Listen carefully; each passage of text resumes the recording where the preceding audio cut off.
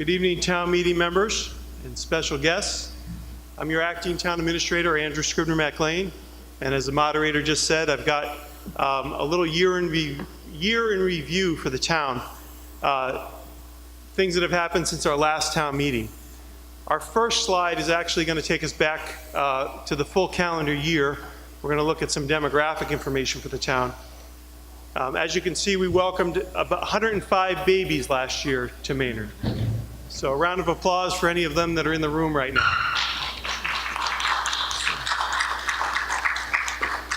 40 couples were married in Maynard in 2017, and sadly there were 65 deaths of Maynard residents. I also show some demographics of our town resources. We have 15 buildings. We have more facilities than that with pumping stations and garage type facilities, but the buildings that we look at, like the one we're in tonight, we manage 15 of them. There are 78 vehicles and 94 full-time employees. This information is representative of the town, not the schools. The schools have their own presentation in a few minutes. With the exception of the 15 facilities, I am including the schools in that. And Maynard has 4,145 taxable parcels worth about $1.3 billion. And from that, we extract about $30 million in property tax to help run this wonderful town. Next slide, please, Patrick. In 2017, since our last town meeting, these are some things that the town has taken on to make the town a better place. Our open space and recreation plan was updated. It hadn't been updated in about 13 or 14 years. We went through a couple of trial and errors in getting it done, and we finally finished it last year. And it sets, it's actually a component of the master plan that I know many of you are aware we're working on now. But this essentially sets a path for improving our open space and recreation townwide. And it's to be updated about every 7 years by state statute. We also updated the ADA transition plan. This was last done when the ADA was a new law in the early 1990s. And if you looked at the plan that we had, not only had we done nearly all the items on it excellently, but several of the buildings that were in that plan no longer exist, for instance, the old high school. So it was clearly time to update the plan. Most of the stuff in the new plan is actually outside of our facilities. Most of our facilities are compliant with the ADA, and now we're focusing on things like sidewalk cuts and roadway improvements so that people can traverse the community safely. In January, we received a grant from the Governor's Community Compact for a implementation of transparency in government. And we selected a product called ClearGov, which the day after we signed the contract, they signed a lease in the mill, and they're now a Maynard resident company, which is pretty exciting for us. But ClearGov is being used across the country and throughout the state of Massachusetts. If you have the opportunity to go to their website, cleargov.com, and then search for Maynard, it's pretty easy to find. You'll find all sorts of wonderful information going back to 2014 through 2017. We'll soon load 2018 data. Both town and school data is on there. You can run comparisons between Maynard and previous years, Maynard and other communities. There's a wide range of ways to look at the data, and it's all very user-friendly. And we're very happy to bring that to you as a way of looking at government in a more transparent way. And the final tag on there is new employee personnel policies. We, like many towns, had photocopies of rules and regulations for our employees. And about a year ago, we started rewriting them very thoroughly. A staff member who had been trained in how to do this worked on it night and day for a good long time. And we are very proud of these policies, and our employees, I think, are very happy to have them because it sets a nice focus of how they should be represented by the community and how they are to represent themselves to the community and the expectations we have for them.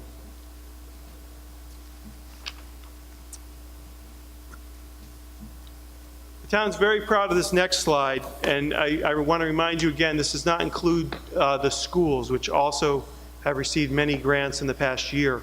But since last May, the town has received nearly $4 million in grant funding. The biggest portion of that was a $3.2 million infrastructure grant, which our state rep, Kate Hogan, was very influential in helping us get. And she also never ceases to remind the state that they told her that they never give these out for sewer projects, and ours is for a sewer project. So Kate's done a wonderful job for this community, and if you see her tonight, be sure to thank her. But in addition to that large grant, we also got about $600,000 in other grants. And these are the types of things that help the town move forward despite our limitations in financing and our desire to keep our taxes as low as possible. The money from the state and from federal sources actually goes a very long way, because it's usually add-on stuff that would be nice to have, and because somebody gave us the money, well, it's nice that we have it now.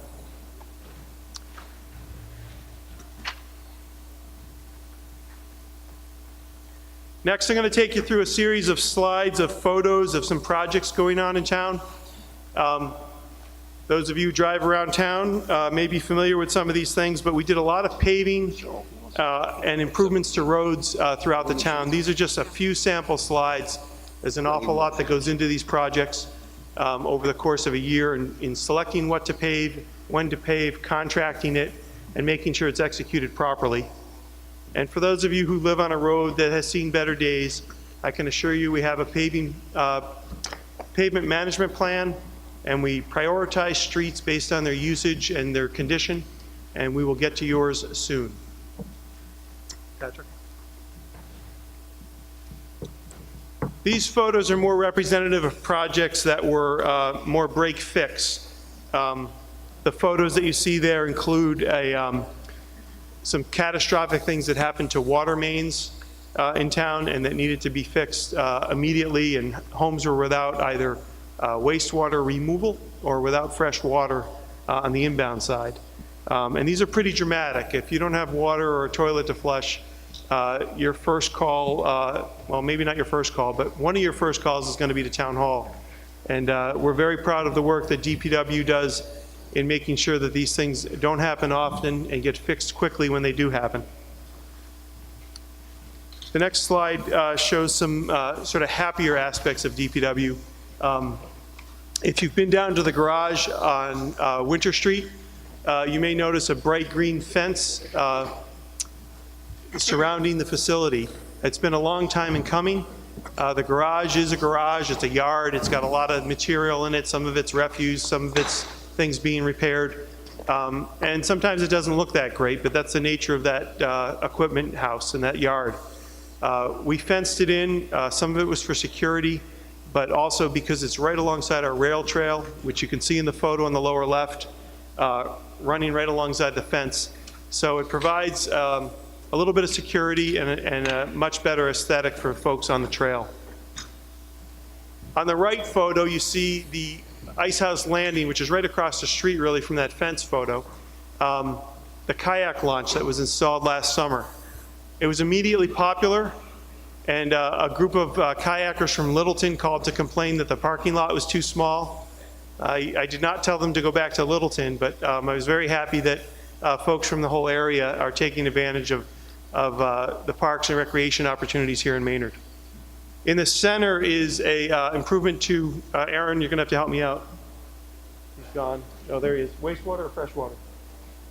Freshwater treatment upgrades at one of our water plants. So they may have been routine or may have been scheduled maintenance, but we are keeping those systems going as best we can 24/7.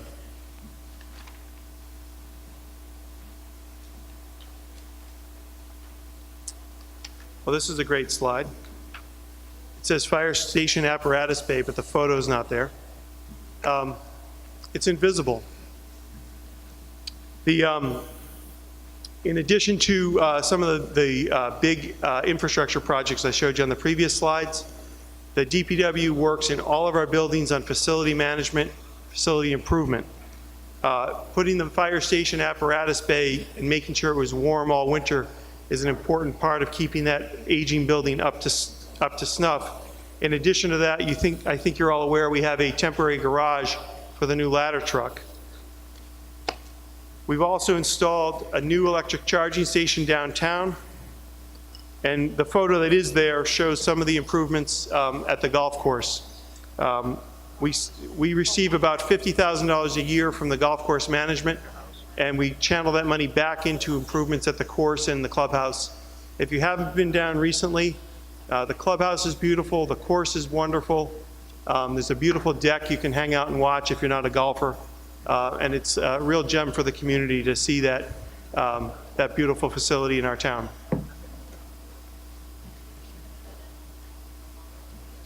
On the upper right is the cupola at Art Space that was repaired last year with a grant from the Community Preservation Committee.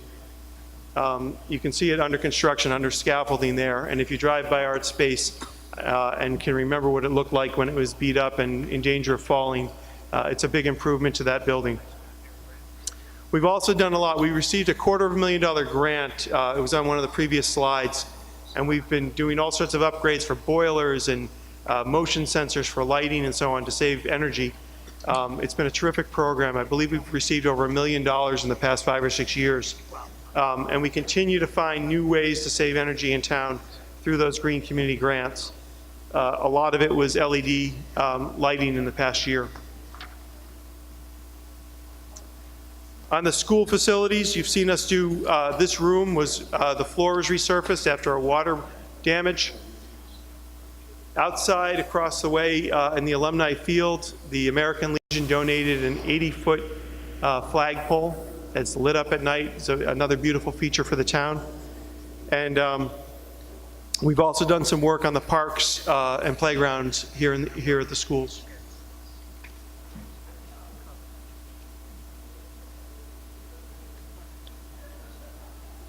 Every year we have to upgrade some of our rolling stock.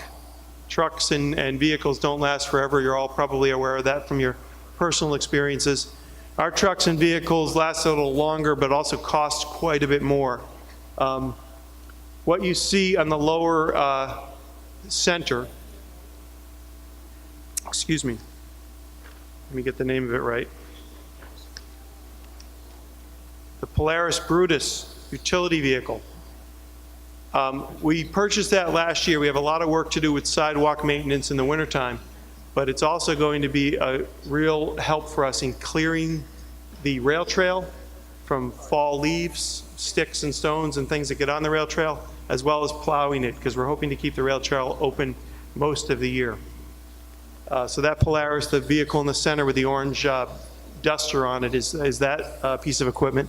And of course, the fire truck, the ladder truck on the lower left, the federal government gave us $750,000 a year and a half ago. That truck arrived last August. It's the newest member of the fire department fleet and a proud part of Maynard. So finally, we're going to talk about our solar credits. In addition to the Green Communities grants that we try to save energy throughout the town every day, most of you are aware that we opened up a solar park on the Old Town landfill, and it was estimated when it was built that we would get about $100,000 a year in energy credits. We've been running much better than that for the past couple of years, and last year's total is shown on the screen there. Is it not? It's $140,000 and change, if you total all those numbers up. So that's how it's divided up amongst some of the utility bills for various buildings in town. So we're saving money on solar power. We're also saving money by using LED lighting and so on. And ideally, we will be a net zero community at some point in the future. So that concludes my presentation. And Superintendent Girardi is going to speak about some school initiatives.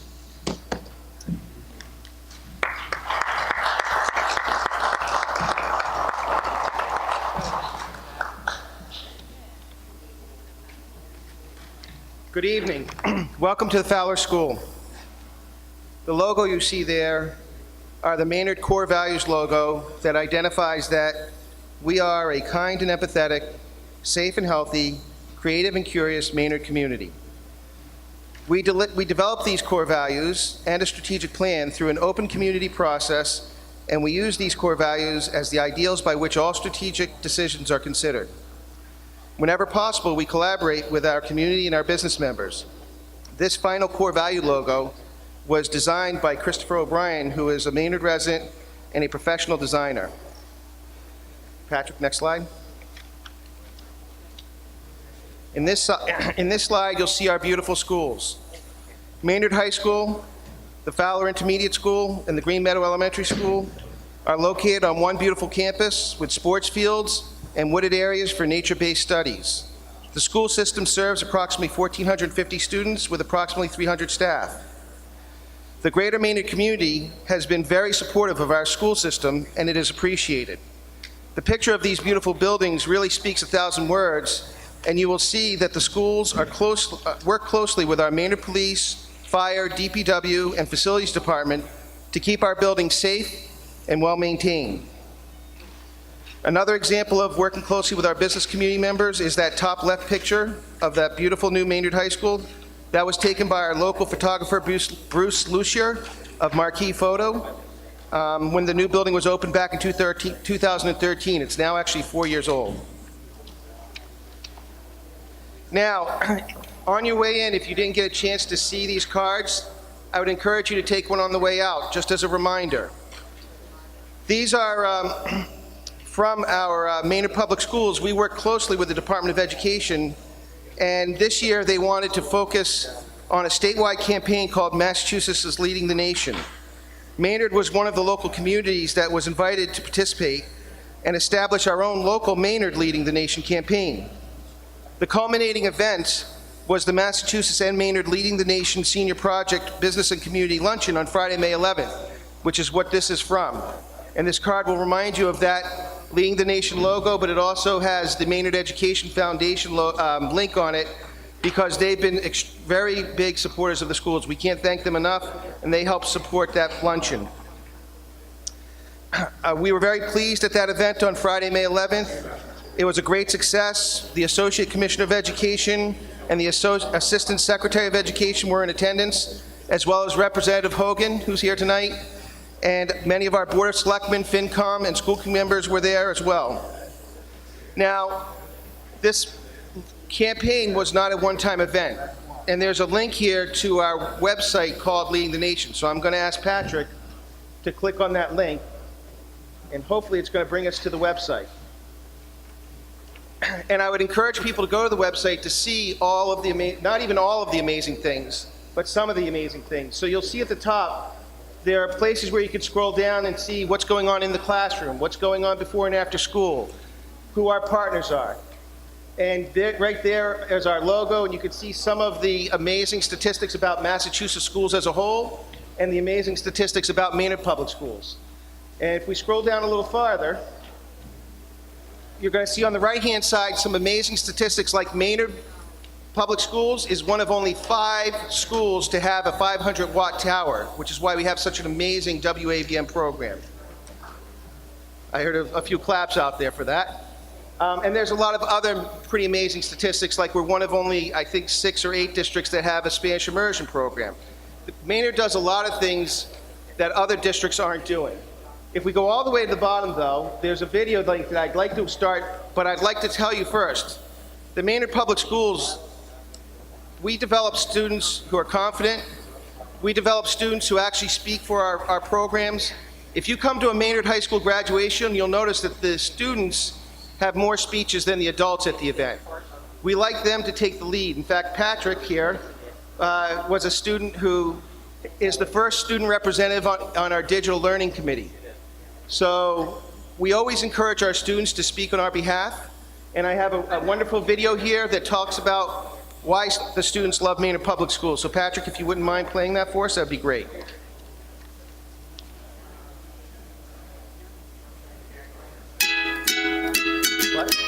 Hi, this is Pam Lurin, a senior at Maynard High School, soon to be attending Brigham Young University. You may recognize me from our high school newscast, MHN, where I host my own segment, Pam's Corner. Welcome to Pam's Corner. Hey folks, welcome to Pam's Corner. Welcome to Pam. It's buffering. Of course. we're also running out of time, but she does interview students at Green Meadow School, Fowler School, and Maynard High School. And what the students share with her is that they love all of the unbelievable programs that we have. We have computer science in the middle school. Most school departments don't have that. We have students talking about the Latin program. Only select schools have that. So unfortunately, I think the buffering is going to prevent you from seeing it.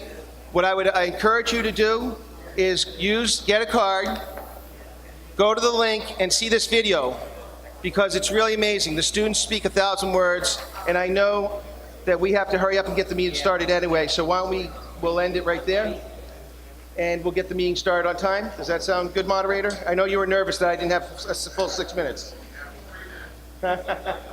Okay, so just to wrap it up, the Maynard Public Schools are really doing an amazing job. We're providing students that are in every aspect of industry. In fact, I'm going to quote one of the students at the WAVM banquet a couple of years ago. We have over 300 professionals in the industry thanks to WAVM. And one of them is a famous producer. His name is Nick Houston. But what that producer said when he came and he spoke at the banquet to our students, he said, you know, when I graduated, I was a techie. I was somebody who just worked on the wires and the plugs. He said, when I went into the film industry, you know technology changes so quickly that I had to adapt with the industry.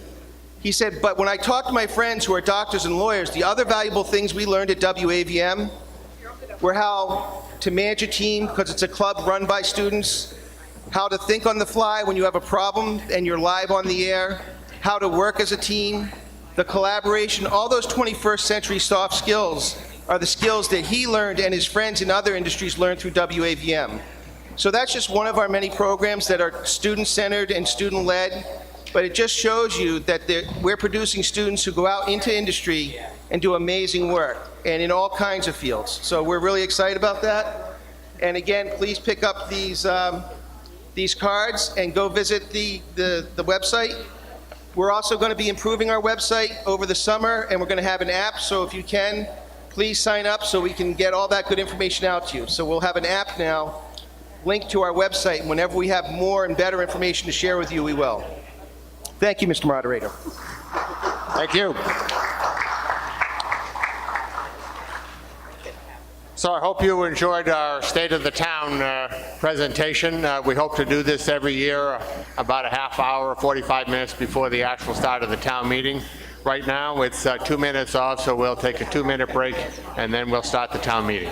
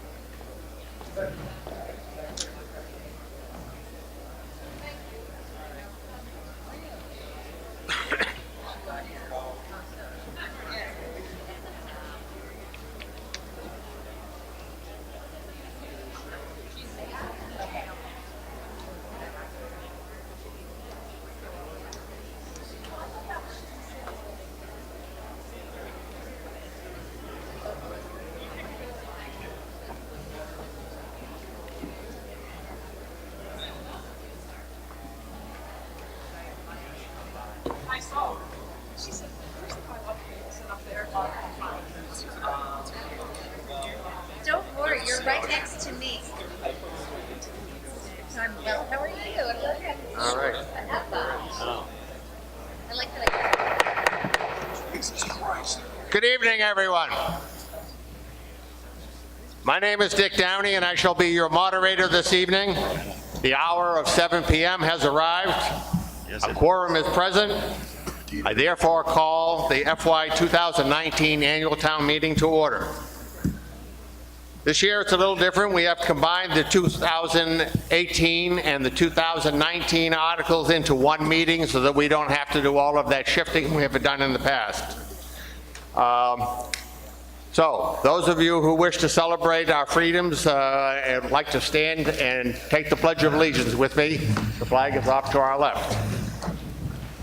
I pledge allegiance to the flag of the United States of America and to the republic for which it stands, one nation, under God, indivisible, with liberty and justice for all. Thank you. Before we start the proceedings, I would like to spend a few minutes to go over some of the ground rules for tonight's meeting. Per section 2.2 of our charter, I am required to appoint a deputy moderator who shall complete the town meeting should I become unable to continue. Therefore, I appoint Jack McKean as deputy moderator. This appointment needs ratification by the town meeting, so all of those in favor of Jack McKean as the deputy moderator, please raise your hands. All those opposed? Motion carries. Thank you. Per Commonwealth of Massachusetts law, this is a no smoking building on school properties, and that means both the building and the grounds. Please take a moment right now to shut off your cell phones or any other pages or other electronic devices as a courtesy to your fellow residents. Before we start the meeting and the rules, there are a few presentations. Andrew, if you could start us off.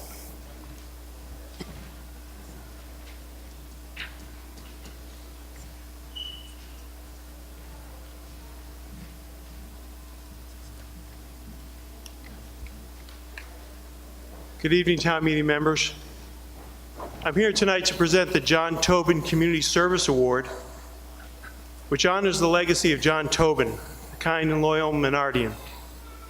This award is presented by WAVM to an adult who devotes time to helping build a stronger community in Maynard.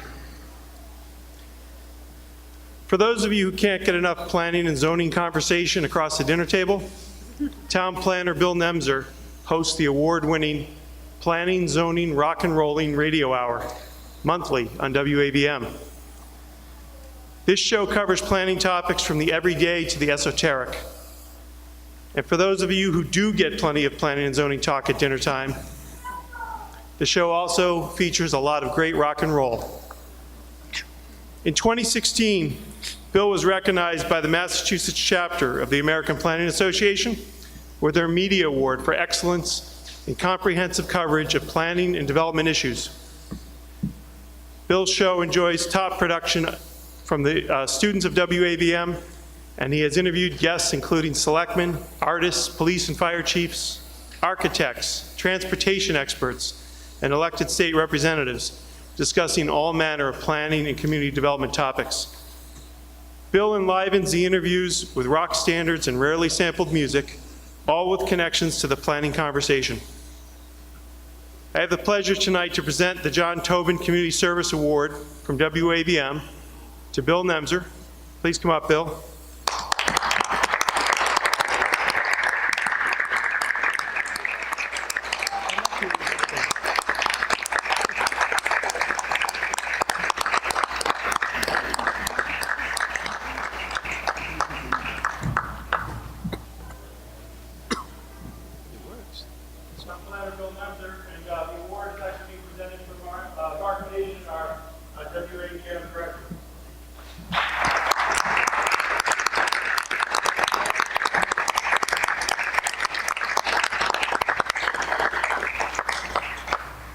And we're not through.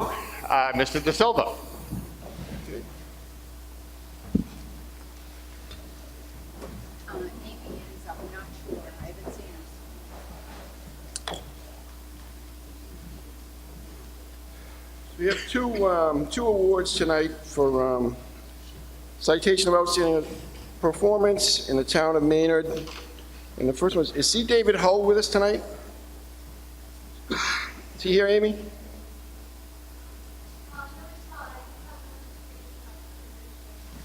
Okay, so anyways, so the first award is For C. David Hull, I will read the information into the record, and Amy, he can come to a selectmen's meeting, we'll present him with the award.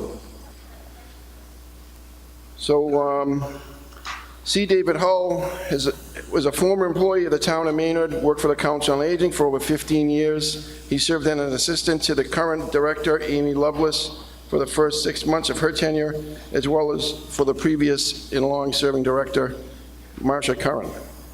He performed many vital duties in the day-to-day function of the COA, from receptionist, data collector, and coordinator of all COA van transportation, dispatch, before the COA began working with Cross County Connect. David's duties could have filled multiple positions, but he was able to manage all with a strong work ethic and endless energy. David was an important liaison from the Council on Aging to multiple community organizations. In addition to his service on the Council on Aging, David was the first chair and multi-year member of the Community Preservation Committee, chairman of the Fowler and Roosevelt School Reuse Committees, a member of the Housing Authority Board, registrar of voters for over 15 years, former trustee of the Congregational Church, Salvation Army coordinator for over 15 years, and officer of the Maynard Lodge of Elks, to note only a few of his accomplishments and contributions. David is a classic example of volunteerism and commitment in the town of Maynard and deserves to be publicly acknowledged for his appreciation for his years of service, and we'll do that again at a selectmen's meeting, but that's C. David Hull's presentation for tonight.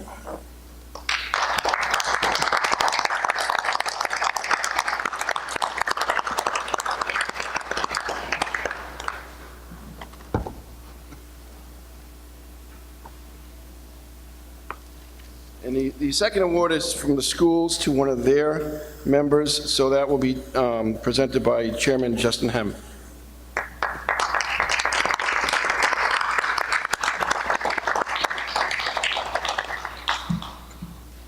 Thank you, Chris. The person about to receive this award has filled many roles for the town of Maynard over her time as a resident and as an employee. Before she became an employee of the public schools, she spent 6 years on the Finance Committee, where she was part of the Maynard High School Building Committee. And now that she's an employee, it's impossible to name all of the committees and initiatives she leads as our Assistant Superintendent. She's our instructional leader. She leads our Technology Committee. She has written the 5- and 10-year technology plans for our district. She leads the Professional Development Committee, trying to identify the skills and the strategies that our teachers need to best teach the students of the Maynard Public Schools. Right now, she's leading the charge to get WAVM, our TV and radio station, approved as a Chapter 74 vocational program by the Commonwealth of Massachusetts. She's moving the district towards PBIS as part of our initiative to support social and emotional learning for our students. She's one of the faces of our district, and she's a frequent presenter at educational forums and conferences. For all of these reasons, and many more that will go unmentioned, it is my distinct pleasure to present this award to Assistant Superintendent Jennifer Gaudette.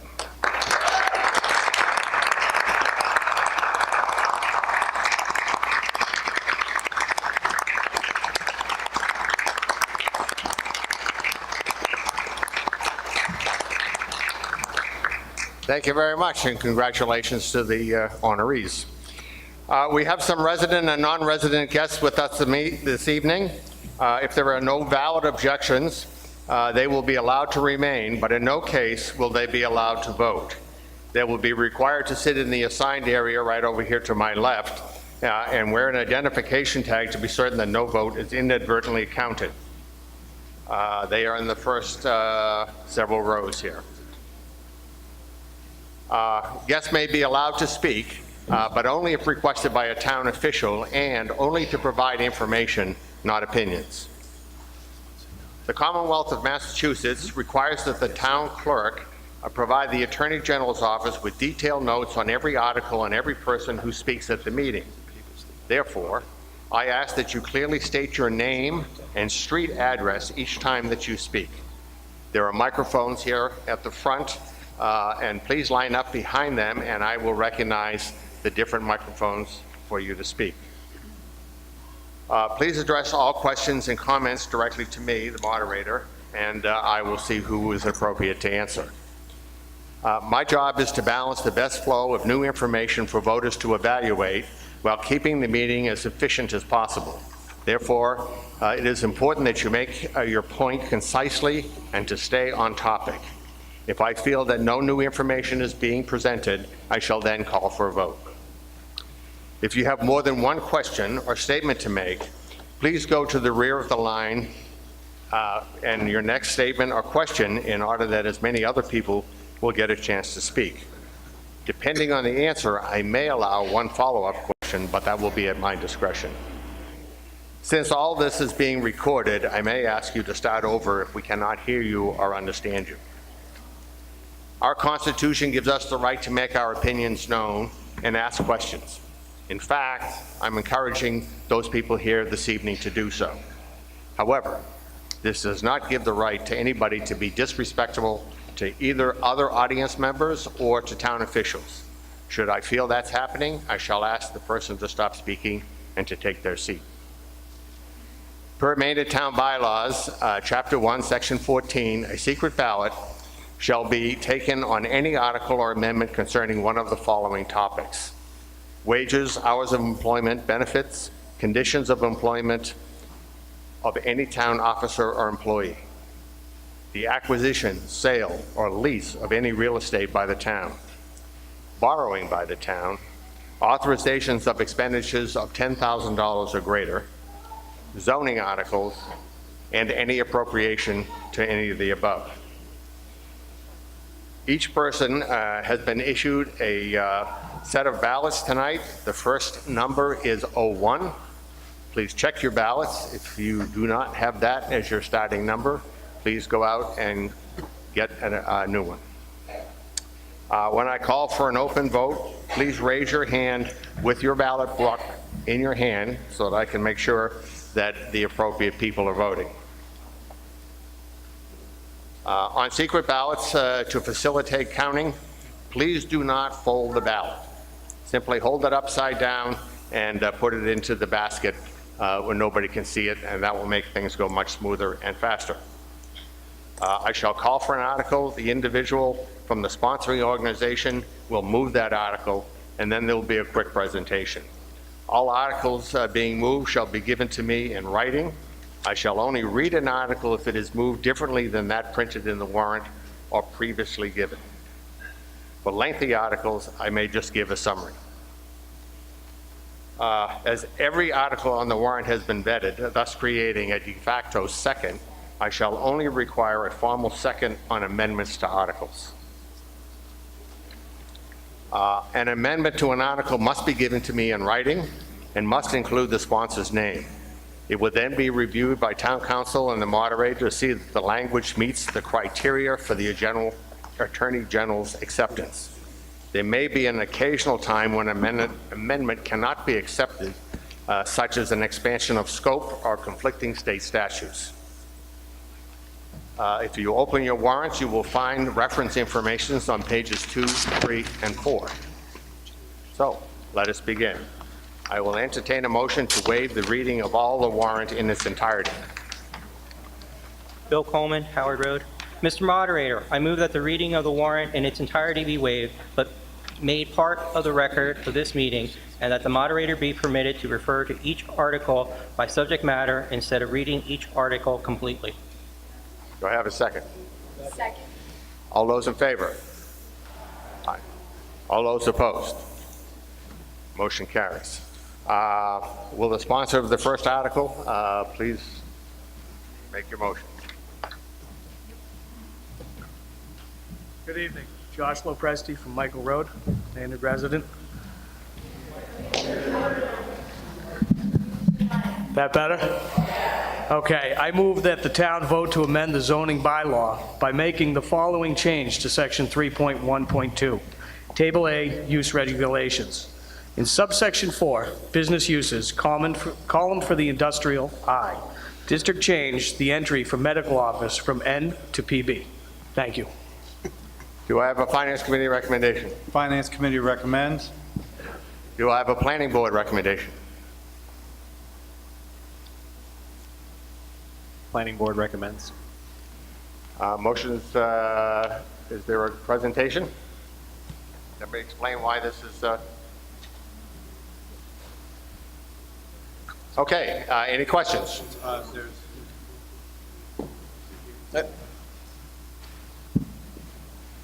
Do you have somebody who's going to make a presentation?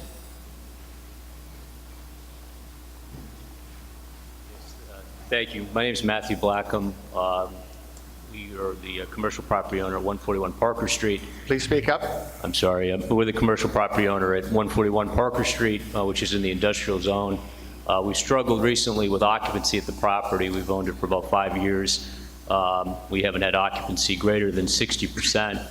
And recently, we've seen a lot of interest for medical tenants at the property. And we'd like the opportunity to try to accommodate those tenants to establish higher occupancy at the property, which is why we are here this evening. Okay, thank you. Any questions?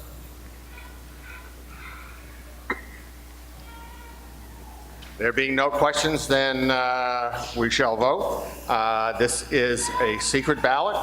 It requires 2/3 vote because it's a change in zoning. And so please mark ballot 01.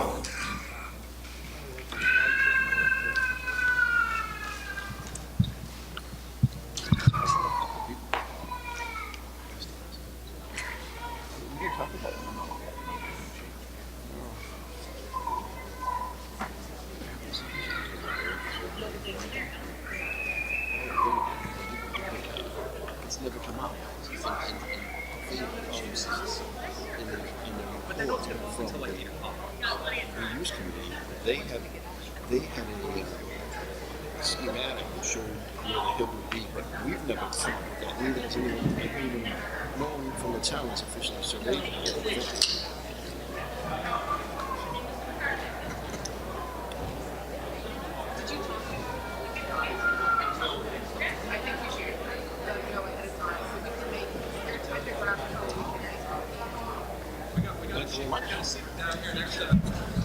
Is it raining? No, I don't think it's raining.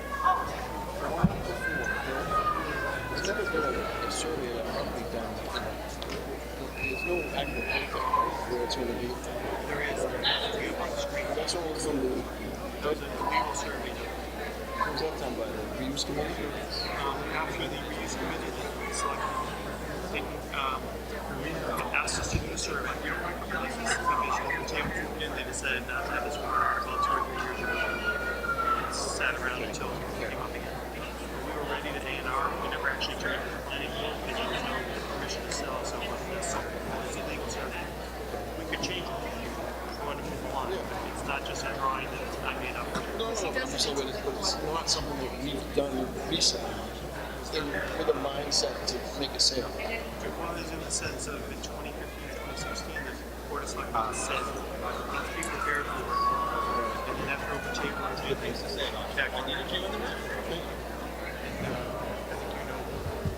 While we're waiting for the count, I would like to remind you that there is free babysitting services in the library that the Maynard High School is providing to anybody who wishes to attend this meeting. And that's something that we offer every year.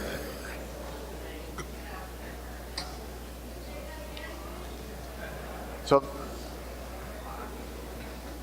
the ballots collected, we'll move on now to town reports.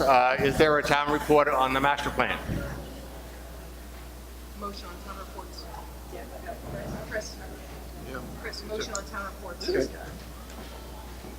come up and throw his vote down. Okay. Article 2, town report exception, and move to approve Article 2 as printed in the warrant.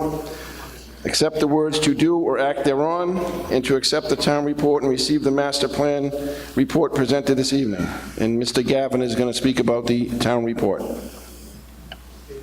So before we move the article, do we have a report from the master plan?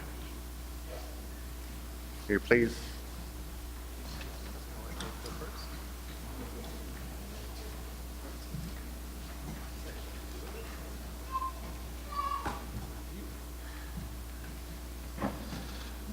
Good evening. I'm Adam Kahn, Vice Chair of the Master Plan Steering Committee.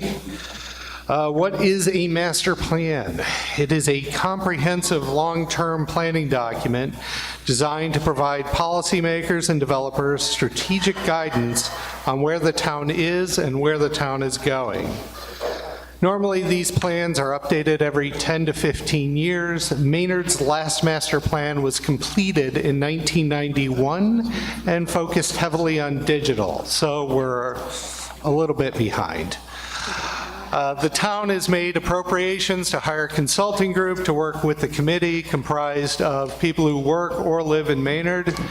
The consulting group, VHB, led a lively meeting at the library in March and conducted a series of interviews with a diverse set of stakeholders earlier this month, and they're actually out in the lobby with the presentation if you want to see more. The next step in the process will be an open forum to be held Thursday, June 21st at the Maynard Golf Course, starting at 6:30 p.m. This meeting will cover not only current conditions, but your vision for Maynard's future. The committee's goal is to have as much public involvement as possible. More involvement means more value.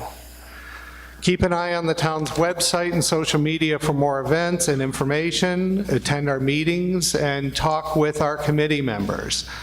Brendan Chetwin, Andrew Snyder, Megan Zamuto, Greg Tuzzolo, Jason Creel, Michael Utley, Tim Houlihan, Selectman Melissa Levine-Piro, and Cheryl Steele, and Rock and Roll Town Planner Bill Nemzer, and myself. Thank you. Okay, I have a motion to receive the plan and to accept the town report. Mr. Gavin. Thank you, Mr. Moderator. Good evening, ladies and gentlemen. My name is David Gavin, member of the Board of Selectmen. Article 2 is an annual article that we present every year, where basically the book that you see every year that comes out with all of the reports from all of our departments and committees are entered into one location, and it's an opportunity for the town to basically see what the state of the town is, and this is the opportunity for the members of town meeting to accept that report. Do I have a Finance Committee recommendation? Finance Committee recommends. Okay, discussion. There being no discussion, this is a majority vote. All those in favor? Please bring your booklets when you raise your hand, thank you. Those opposed? Motion carries. Thank you. Article 3. Okay. Yeah. So we'll move on to Article 3. Mr. De Silva. Just do these. Okay.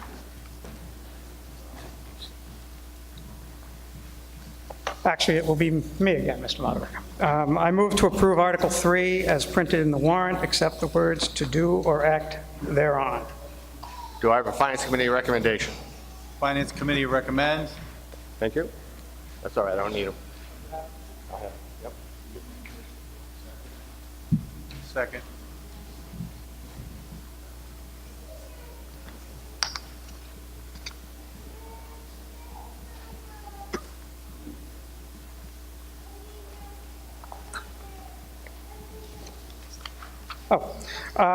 Again, ladies and gentlemen, this is an annual article that we do every year at town meeting, and what this does is it authorizes the town, through the Board of Selectmen, to basically sell off any of our obsolete material that we have.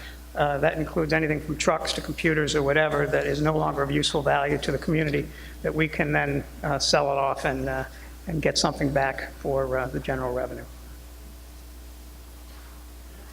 Okay. Discussion. Okay, this is a majority vote. All those in favor? All those opposed?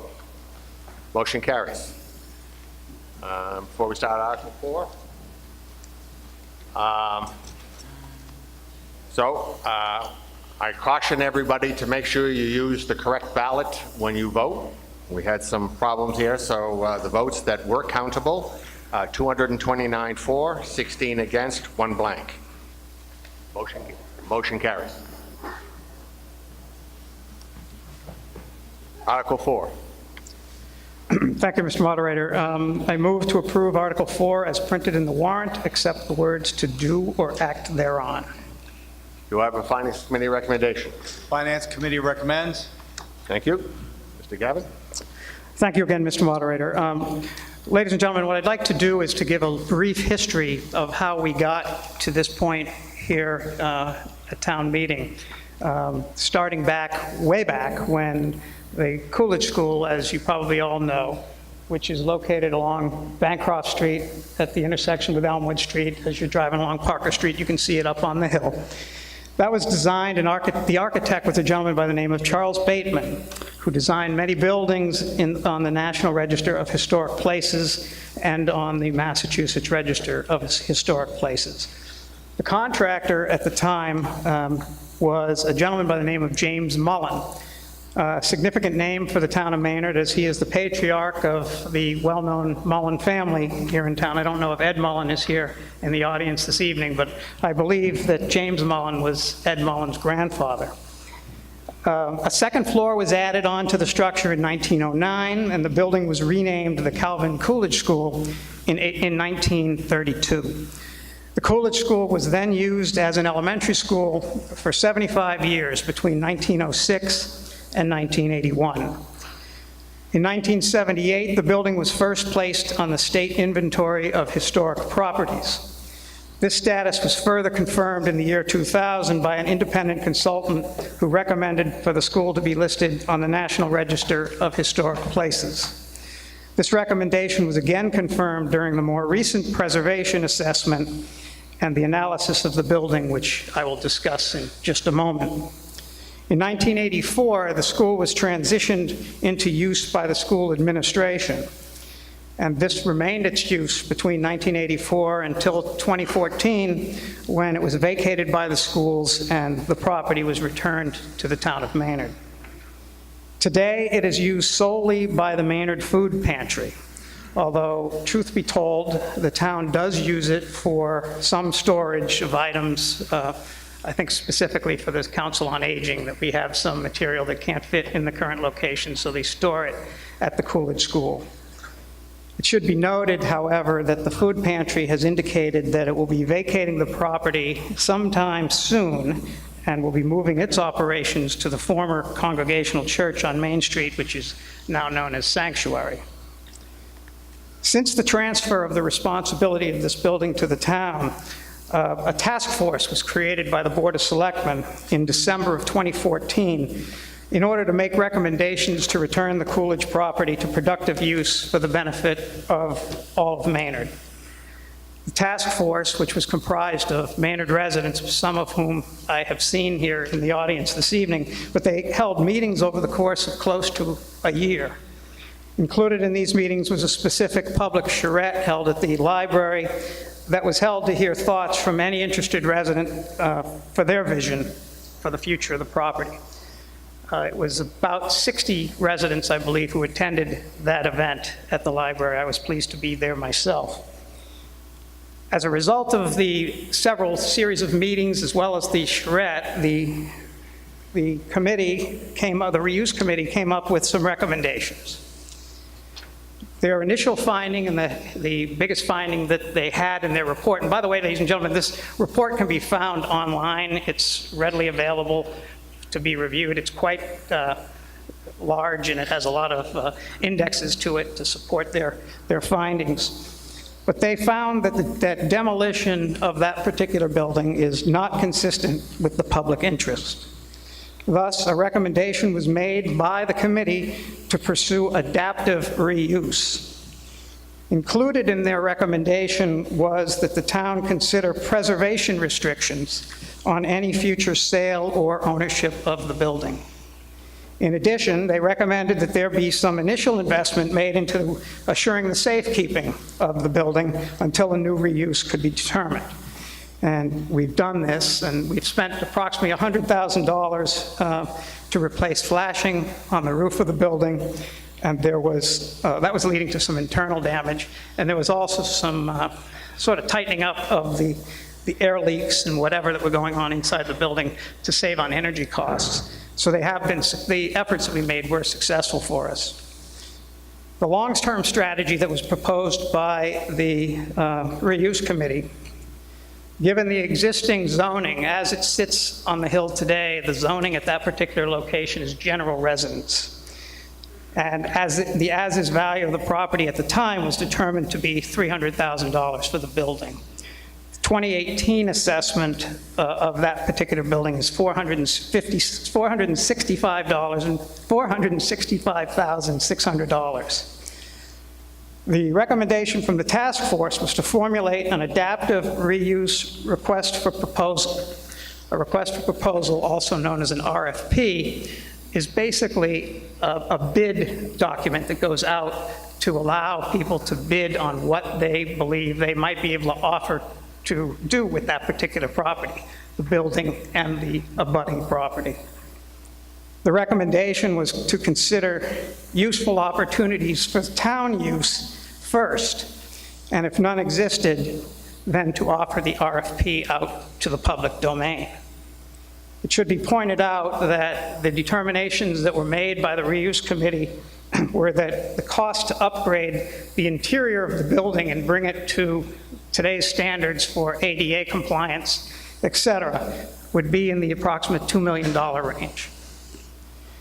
And even just to update the main floor would require some ADA upgrades for the restrooms, and I believe the estimate on that was $300,000, if I'm not mistaken.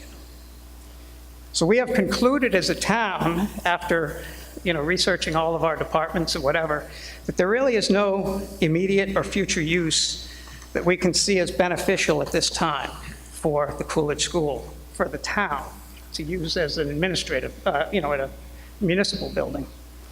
Yes, potentially, we have discussed it could be used as a recreation department, should that ever become viable, as we hope that it will. But we would still, even if that were to happen, we would need to review the costs of upgrading the restrooms. The Boys and Girls Club, as a matter of fact, has asked about the use of the particular building for their summer program, just for the use of the restrooms, because right now they have to bring in porta potties. Again, to allow public access involves some significant infrastructure upgrades. If we devise an RFP as proposed by the committee with preservation restrictions, it can achieve a number of objectives. First off, it should be known if we turn that RFP holding over to the Historic Commission, for example, any reuse of the property would require a town meeting approval. But if it were in the town's hands alone, the final disposition would be up to the Board of Selectmen and or the administration. Well, what about currently? What are we getting out of this building as it sits? The Maynard Food Pantry pays $1,000 a month in rent. Once the food pantry leaves, as I explained, it will be shortly, sometime in the near future, our revenue generation from the building will be zero. This will lower our expenses for the building somewhat, but the expenses will still not be zero. With our revenue from rent offsetting costs since 2015, and remember, prior to the opening of Open Table was there, and they were paying some rent as well, and it was a little bit more than what the food pantry is paying. But if you take all of that and add it all together and divide it by the number of years that it's been empty, it's been costing the town approximately $20,000 a year to maintain the structure. The article that is before us this evening asks for permission to explore the sale of the property. It is not, and I think that should be emphasized, it's not an obligation to sell the property. The options remain wide open, and the Board of Selectmen has requested that we work to draft a very, very flexible RFP. We can then, after receipt of bids, analyze each of the potential reuses that are proposed and move to redevelop the location in a way that is most favorable to us as a community. So what's possible there? Well, it's multifamily reuse has an estimated annual tax revenue of $300,000. This is based upon an estimated 6 units being developed in the building. The current as-of-right uses would include single and multifamily housing based on the general residence zoning, and multifamily housing with planning board approval. Nursing care and assisted living would require zoning board of appeals approval, and office use is prohibited but could be theoretically allowed due to past use. A zoning change, as you know, we've already done that one this evening, requires a 2/3 town meeting vote should we need a zoning change of any type from general residence to another category. So we envision creating an RFP team, which is what was recommended by the reuse committee. And this team of people, which we would invite residents interested in how this property is developed into the future to be part of this team, to develop a very flexible RFP that could include any number of conditions on the property. To be frank, we've heard the concerns about the lot lines that have been shown. And the survey that is shown on here, which those of you who can see it, there is a requirement when you're plotting out land that any building or structure has a 15-foot setback from the building to the next lot land. So as it's shown, there is a 15-foot buffer between the building and the playground. We understand that there's a concern that that might cut off part of the quote-unquote sledding hill over at the Coolidge School. Well, the reality is that we have the flexibility with this article to require that anybody who is going to reuse the building to include an easement to allow access to the top of that hill. And we would, I think, I can't guarantee, but I think the committee would take into consideration the desires of the community if that is what is expressed at the time that we are moving forward. The survey, likewise, can be altered in any manner that is consistent with what the potential developer may propose under the RFP. In other words, just because the line currently is shown as going where it does not mean that that is the line that would result after an RFP came in. For example, someone may say, well, we don't need all the way down there. We can go back to the parking lot line. And that's fine by us. We don't know, excuse me. But what this does is allow us to have that flexibility. So the 15-foot setback will stay as long as the building is in play. But we certainly would work into an RFP if the building were to stay, an easement. I want to make it clear that we wish to explore potential opportunities here. We're not looking to take anything away from the town or its children, but rather attempting to do our due diligence as stewards of the community to explore our potential opportunities for this property. That's my presentation. Okay, thank you. Finance Committee recommendation?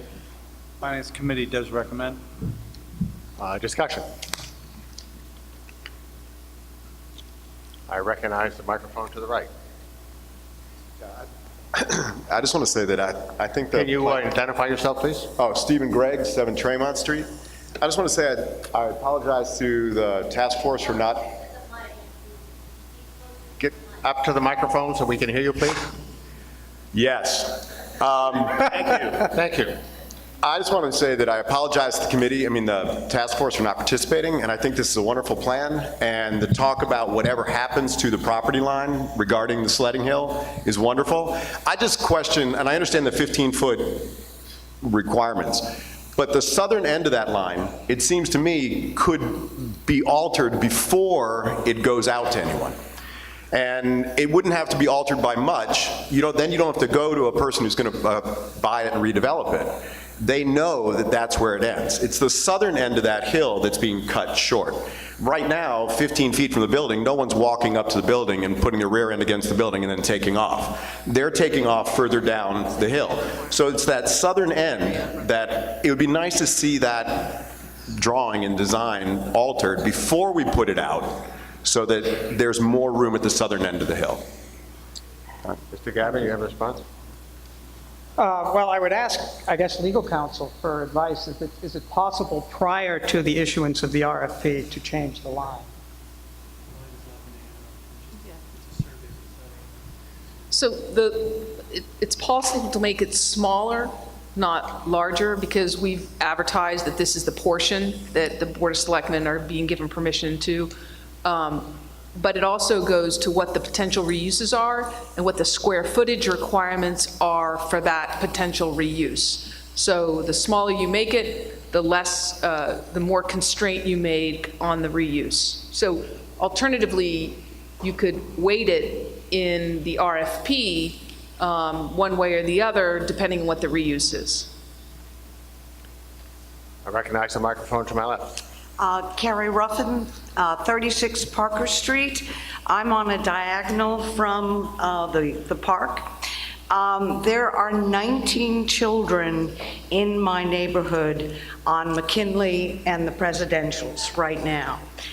The number of kids who use that sledding hill is incredible. It is always busy during the snow period in our winter. And I also wanted to bring up the fact that after dark, the adults go up there and use the sledding hill too. We don't want to see it disappear. Thank you. Thank you. Next.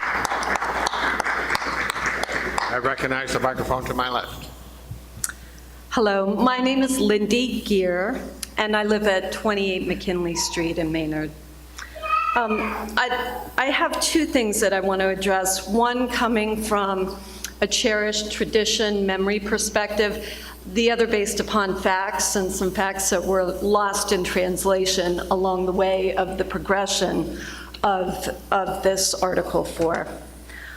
So first I would turn to everyone up on stage as well as you in the audience. Think for a minute back to your childhood. Set aside your busy day and think about what were some of your cherished memories from when you were small. And if you're like Carrie and me, we just met as I was taking signs around, but we still sled, and I hope you never lose your childhood either. In terms of memory, I could say a lot, but I'd like to read some things from a few people who couldn't make it tonight. This is from John Skogstrom. He lives on 117. He said, "One drives around and wonders, where are the kids? If the sledding's good, they're usually at Coolidge. Moms and dads, too." But, you know, it's not just about the kids. A grandmother wrote to say that her kids already have great memories sledding with their friends and parents, and it always brings a lot of laughter. And I'll end with a third here. Another one says, "Our children need more socialization in person and exercise of the mind and body rather than the screens that they're on a lot nowadays. So keep Coolidge sledding." So those are the memories part. And in terms of the facts, one of the important things that I wanted to bring up is that the Coolidge Reuse Task Force did an amazing job. So I want to thank you for that. Because several times in your report, you wrote in your cover letter, as well as in the final report to the Board of Selectmen in 2015, that the majority of the sledding hill needs to be preserved. So thank you for that. Unfortunately, and both unfortunately, our boards in town are volunteer boards, so people change over time. The original conversation with the Board of Selectmen back then, they were standing on the hill, and they all agreed back then that we should preserve the sledding hill as well as preserve the building. But that has gotten lost in translation as we fast forward to today, because none of those Board of Selectmen are on this current one. So the article as originally intended has changed very much. So that's one fact. Another fact is that this is an eon ago for me, but I studied engineering and we had to take surveying classes. The easiest way to survey is connect points. And if I may come up to the map to illustrate for people, because me just talking about it won't work well. But essentially, the surveyors took a point 15 feet out from the north end of the building, which is the setback required. I'm not disputing that. Then they took 15 feet from the part sticking out. I'm not disputing that either. We need to have setbacks from buildings. But then they played connect the dots and just ran it all the way down to the south end.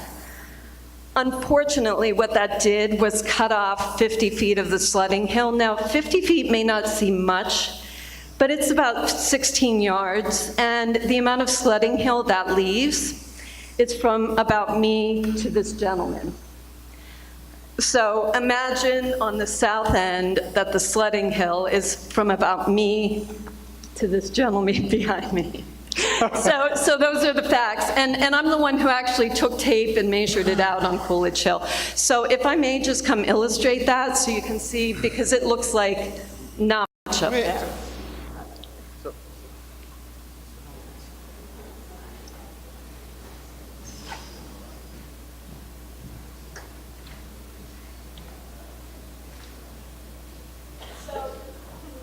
Where you see it says two-story brick building, at the top of that, that's where it goes out. Oh, thank you.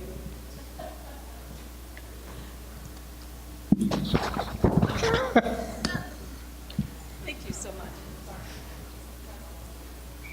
So at the top of the building, you see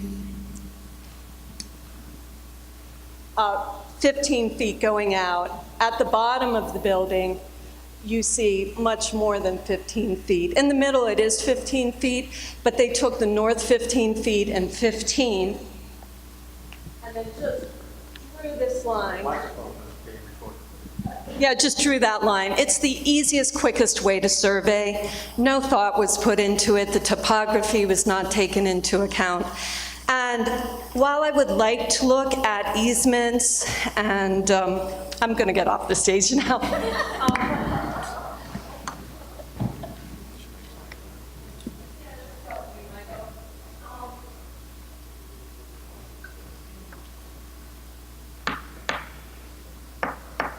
While I would like to look at easements and other creative ideas, the only solid way of ensuring that we as voters keep control of the sledding hill is to vote no now. Think of it not as a permanent no, but as a pause button so that we can resurvey that the right way. Any surveyor who was told to preserve the sledding hill would not have done it that way. They're already losing the part in front of the building because we have to adhere to the 15-foot setback. And we're usually limited to 2 minutes, so. Yeah, thank you. You wrap it up? Yep, so I will. So I would say vote no, think of it as a temporary pause, because I don't believe that our property in town I don't believe that decision should be made by a developer. I believe that decision should be made by us. So vote no, it's a temporary pause. We can resurvey and vote again at the next town meeting. Thanks.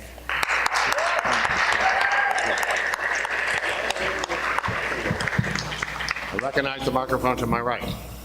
Hi, I'm Vicki Brown Stevens. I was on the Coolidge Reuse Task Force, and I thought David did a pretty good job of going over what we did.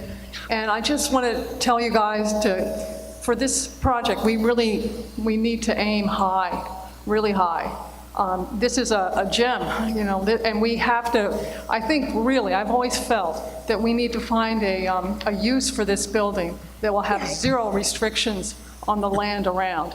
You know, just as when the school was there, the school administration was there, you know, kids were free to go anywhere they wanted to on that property. And that's what we should shoot for a land use, a use for the building coming up. And I just want to, I haven't seen any movement, and it really concerned me to see that this warrant come up without any movement at all about making a committee to craft an RFP. So is that something that would happen after the warrant was, that's what you're saying? That's correct. Yeah.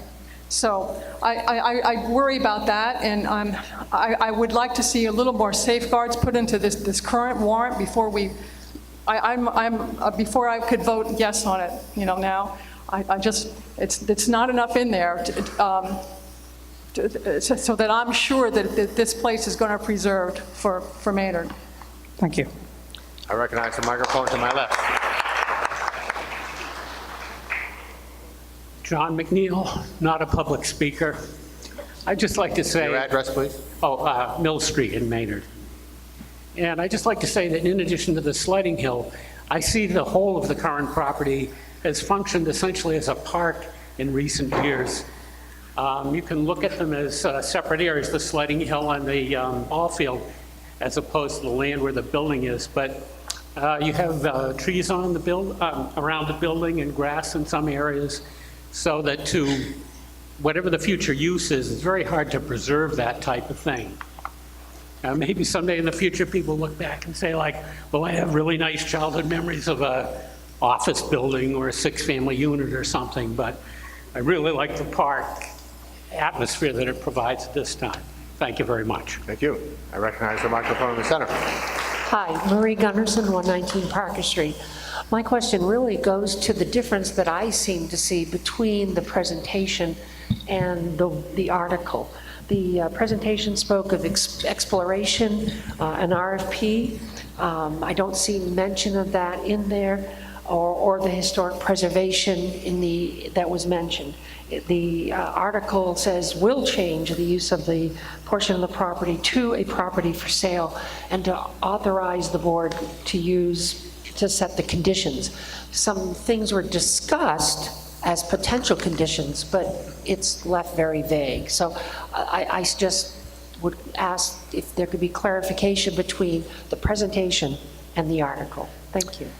The RFP is intended to be, as I mentioned in my presentation, as flexible as possible to allow for any number of possibilities that could happen. That includes, by the way, not preserving the building, because there could be an answer to the RFP that comes back with something that is, a great use for the town and fits the needs of those that are looking into the RFP responses.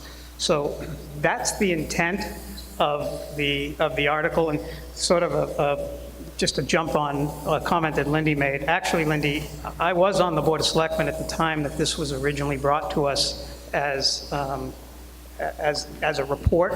I was also on the Board of Selectmen that requested the report, and so I understand certainly what the intent of not only the request for the report was, but I also understand what the request of those who are on the committee is.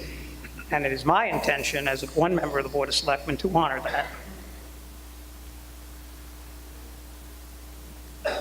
Okay, you have a follow-up question, or you're all set? I still don't see that represented here. Thank you. Okay, you've talked, so I'm going to recognize the person on my right first. Eve Schluter, 10 Chandler Street. I guess, want to also piggyback off of what was just said. I think intent is very different than what's in actual written in the article here. I have full respect that the intent of the current board might be something, but as it was said, there's lots of turnover. There's lots of concern, I think, that it says on terms and conditions it deems appropriate. That's open to a lot of interpretation and can be easily changed with whomever sits on the board at the time. And I would argue that we should vote no on this now and put some of these safeguards in to protect what is really one of the last remaining open spaces in Maynard that is consistently used. We've put a lot of investment into the playground. I happened to be on that committee at the time, and the sledding hill is really an integral part of that entire. We designed the playground to retain the sledding hill, and now we're going back with potentially opening it up to who knows what in the future. Thank you. I recognize the microphone to my left. One question I had for David, I was having trouble understanding the potential $300,000 per year going into the town coffers, because when I think of 6 living units, if they're taxed at the $5,000 rate that my home is, that's $30,000. Has a formal financial study been done? No, there's no formal financial study. My numbers came from the administration. Yeah. Oh, I'm sorry, 30,000, not 300. I think it might have just been a typo, so. That I was, just that was wanted to my error. clarify that. If 30,000, not 300,000. Thank you. Sorry. Okay, no further questions? Okay.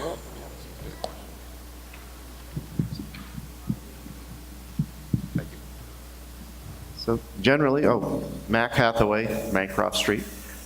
Generally speaking, I would echo the comments of other folks that it doesn't feel like there's enough safeguards involved with the thing. I understand the concept of having a wide open scope for an RFP, but I think a lot of folks would be a lot more comfortable if they saw the protections in writing that are being thought about. And as I understand it, I just want to make sure, if this were to pass today, the town would only have, the town at large, town meeting would only have a vote on this if a zoning change was requested. Is that correct? That's correct. Okay. Yes. So basically, if it were to pass, the barn door would be open, and with all due respect, we'd have to count on the Board of Selectmen to make sure everyone was happy when the horse was gone. And I have seen in 20 years that it doesn't always work out the way we hope. And having stuff in writing is almost always a good idea.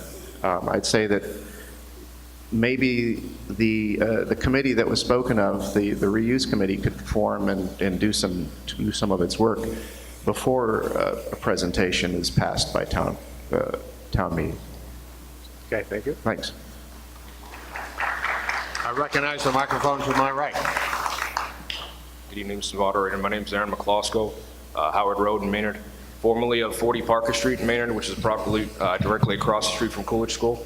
Can you speak up a little bit? Absolutely. So in my time living in Maynard, I've used the hill, used the park and playground with my son. I'm one of the evening sledders with my son as well as an adult. We have a great time. I have a unique role with the town as a director of public works, so I see it from both sides. I see the building as a liability. As Mr. Gavin stated earlier, it continues to deteriorate. It is partially unoccupied and will soon be fully unoccupied. As buildings are unoccupied, they continue to deteriorate at an increased rate. I've responded personally with the police to multiple vandalism, spray painting, broken windows, people trying to break into the building, pipes breaking on the weekends in the middle of the night, freezing temperatures. It's an expensive building to run. It costs us over $30,000 a year to heat the building, and also maintenance and upkeep, and that's something to really consider. Also, liability insurance on a property like this. It's an old building, and if anyone who's been inside, you really can't use the second floor. The ceiling has collapsed in. Mr. Gavin stated we did some repairs to the roof, which were successful, but we haven't taken the extra step to spend the hundreds of thousands of dollars on a building that we really don't have a use for. Plumbing needs to be upgraded, electrical, heating systems. The ADA accessibility is really something to think about. And I'm a big fan of the sledding hill and definitely see it as a recreational space for families to enjoy. Something to consider, you can always move a hill. We can always bring in material. If the selectmen and the town decide to sell the property and maintain that line, we can bring in truckloads of fill and material and move that sledding hill out into the park so that we can still use it and we can make an even better hill. We can design it professionally and make a great space for everybody in town to use. So my suggestion and my recommendation, try to urge everybody to think about that. Think about the best interests of the town, not just from a recreational space, but also big liability and a revenue. We could pay for that work with the revenue that we collect if we sell this building and collect that tax revenue. So, thank you.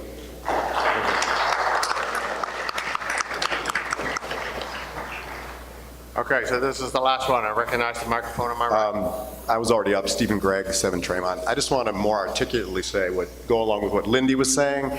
It's not so much that I think most of us here are disagreeing with the reuse of the building. We're concerned with the current property lines. And it just seems to a number of people that spoke here, and I have to agree with them, that southern property line, as Lindy said, if it jogged back just a little, you'd save most of the hill. And I think we'd all love to get $30,000 or $300,000, whatever the amount is, in tax revenue from the building. I would prefer 300. 300. We'd love to. We'd love to do that. We'd love to see it kept, at least the facade. It's a beautiful old building, but the park is used, and we have so little outdoor space in this town. And anytime we lose even a few square feet, and especially a critical few square feet where people are actually using it, and it's not just for sledding, I taught my daughter how to ride her bike there. I mean, it's a year-round facility, and the idea of moving the hill out is not feasible. You know, I mean, with all due respect, that's not going to happen. And if we could move that property line over, I think a lot of us would be a lot more comfortable if we saw a different, you know, illustration up there with the line moved over 15 feet this way. All right, thank you. Thank you. Okay. Having had ample discussion on the, we'll move to a vote. We're going to use ballot number 2. Now make sure you use ballot number 2 or your vote will not be counted. And it is a secret ballot and it requires 2/3.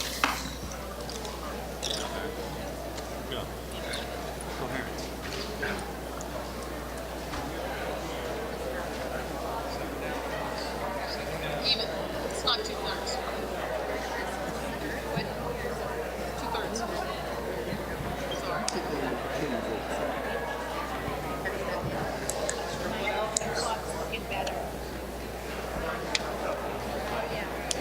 What was the real question again? Exactly. I didn't know what the question was. You're decreasing. You know why? Because a lot of these people believe. Right. Winded?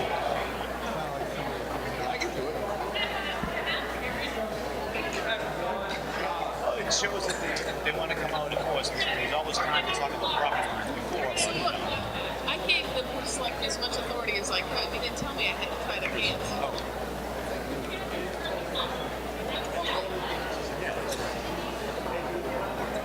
The line didn't change from the time we first had it proposed.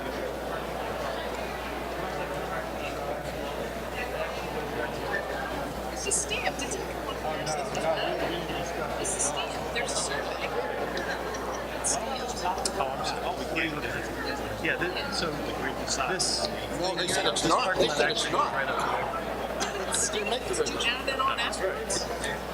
Point of order? Okay. Did you say it was a 2/3? Oh, now you want to hit it. I believe I heard you just say it was a 2/3 Can we have the microphone, please? I believe you said it was a 2/3 majority. I cannot hear you. I believe I heard you say it was a 2/3 majority vote. 2/3 majority. But in 2/3. the- It's a secret ballot, 2/3. Okay, in the warrant, it says it's majority. Yes, and it is incorrect in the warrant. It's incorrect. Okay, thank Yes. you.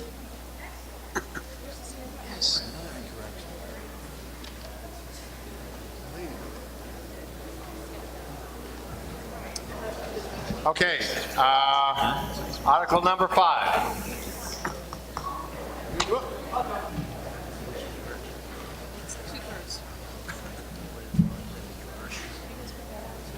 Thank you again, Mr. Moderator. I move to approve Article 5 as printed in the warrant, except the words "to do" or "act thereon."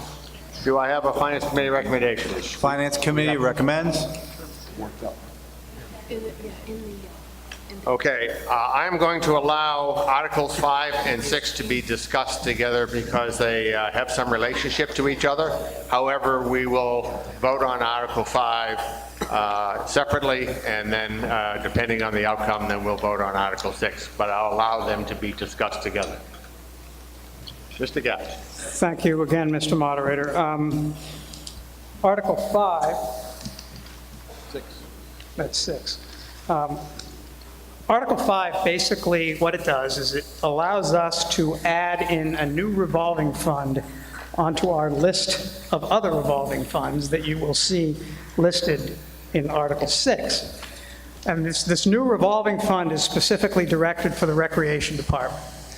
We are very excited that our Recreation Department is expanding and is doing great work. And the police after me? And they want to do more good work. And in order to do that, they have asked to have this revolving fund created so that they can begin to do vibrant and robust programming that will allow them to do more than what they've already been doing. And what this fund does is basically pays for some programming, pays for referees, that type of thing, and it allows them to take money in and pay money out. And it has a fund that just does exactly what the term says, revolving fund. And if you think about it in the same way as when you look at the other list for the sealers of waste and measures, when somebody goes out to do that job, he gets paid, he takes in revenue, then he gets paid, and it revolves in and out.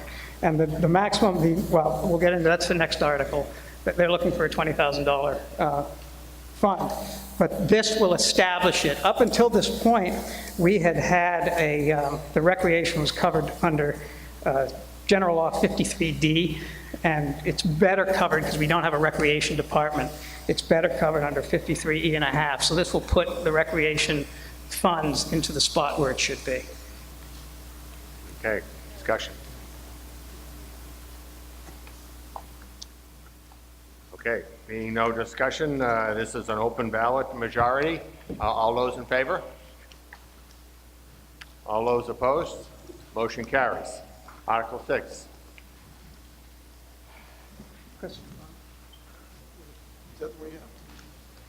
Move to approve Article 6 as printed in the warrant, except the words "to do or act thereon." Do I have a Finance Committee recommendation? Finance Committee recommends. Please use the microphones. This is being recorded, so if you have a question, please use the microphones. You got it?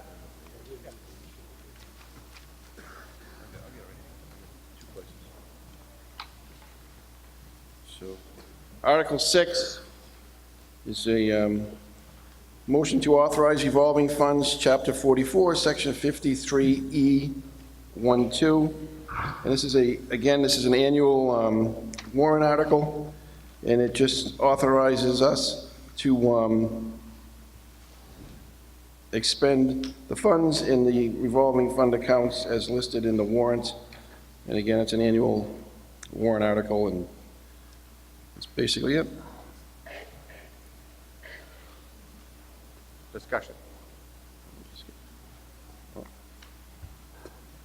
Okay, there being no discussion, this is a majority vote, secret ballot. So ballot number 3.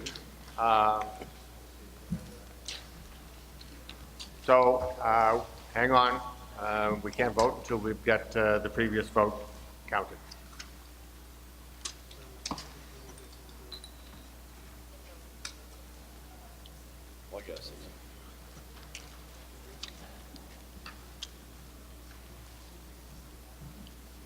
So while we were waiting to do the next ballot, I just want to steal about 10 seconds of everybody's time and just recognize Terrence Donovan and Cheryl Steele. This will be their last town meeting as selectmen, as they're both moving on to other things.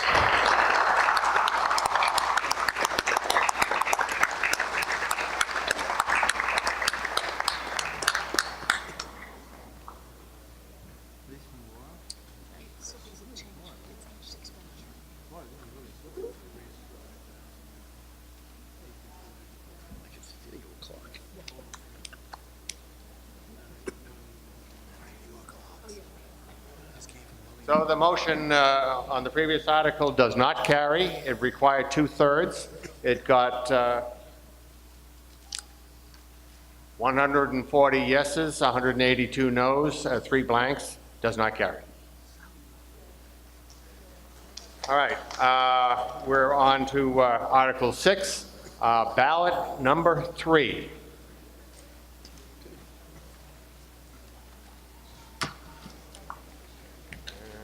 The counters.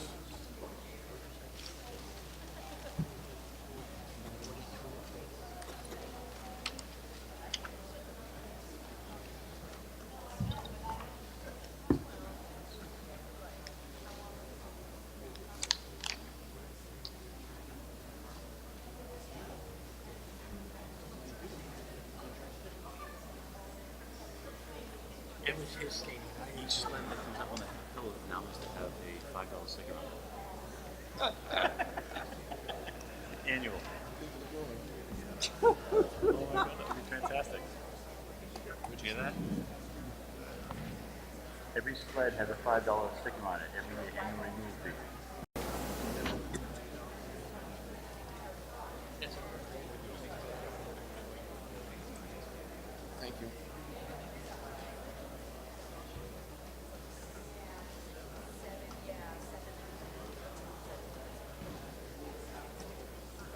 I'll move the vote.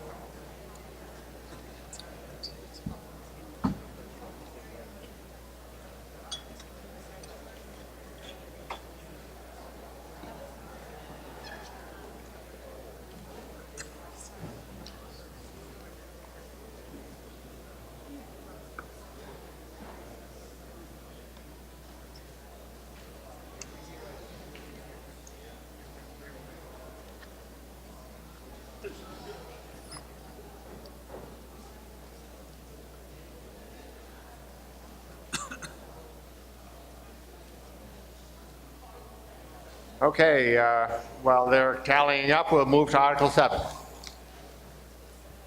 Move to approve Article 7 as printed in the warrant, except the words "to do or act thereon." And Article 7 amends bylaw, Chapter 18, Section 4A, placement of numbers on residences. And Mr. William Coleman is going to speak to Article number 7. Do I have a Finance Committee recommendation? Finance Committee recommends. Mr. Coleman. Hi, I'm the chair of the bylaw committee, and as our... Louder. Yeah, we on? Okay. As we continue with our ever-unending process of updating... I'm eating it now. All right. Let me restart. As we continue our never-ending process of updating the bylaws, we're focusing tonight on ones that come under the preview of the Maynard Fire Department, and this one is with house numbers. Essentially, the changes that we have made, that the bylaws applies to commercial and residential properties. It does allow for a time period for the correction of violations, and it increases the penalty if the violation is not corrected from $10 to $100. And in order to keep things moving, that's all I have, and I'd be happy to answer any questions. Discussion.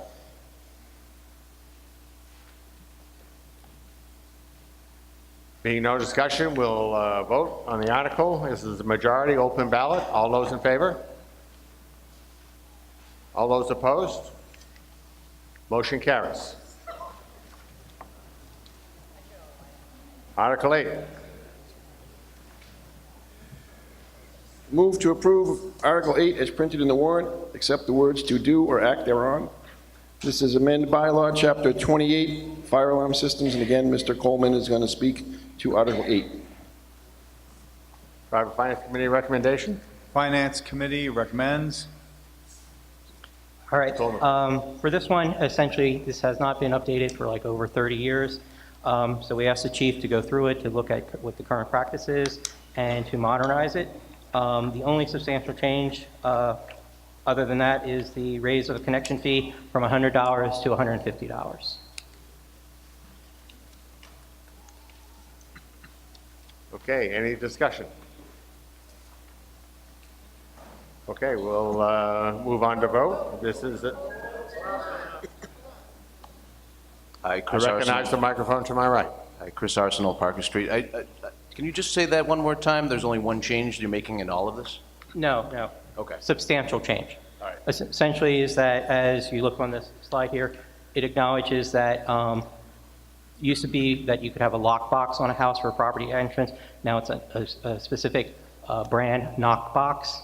So there are many changes through that to update it. The only thing that was basically a change for a fee was the connection for a fire alarm system from $100 to $150.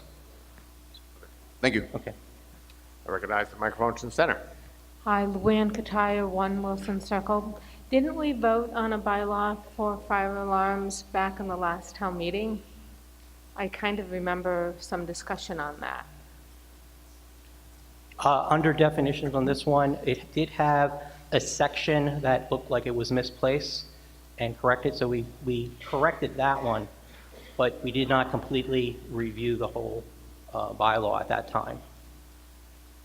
Okay, so there wasn't any, you're saying that at the last town meeting when we addressed the fire alarm systems in houses and the fees, I swear.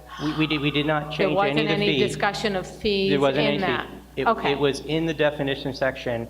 Well, there was a section in the definition that listed fees that apparently seemed to be either some cut and paste error that was in the copies that we had, and it didn't agree with actual fees that were listed later on in it, so we removed it. I'll take your word for Okay. it. Thanks. You have to admit that in some cases, the bylaws have been in pretty bad shape because they have been essentially 30 years ago and just being copied over again. I recognize the microphone to my right. Hi, William Doyle, 10 Vernon Street. Your slide here says you're increasing the fee from $100 to $150. The warrant only, I believe, references $200. Which is correct? Several.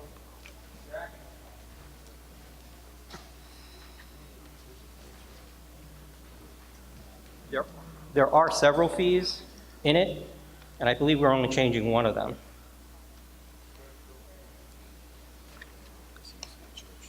Says the annual fee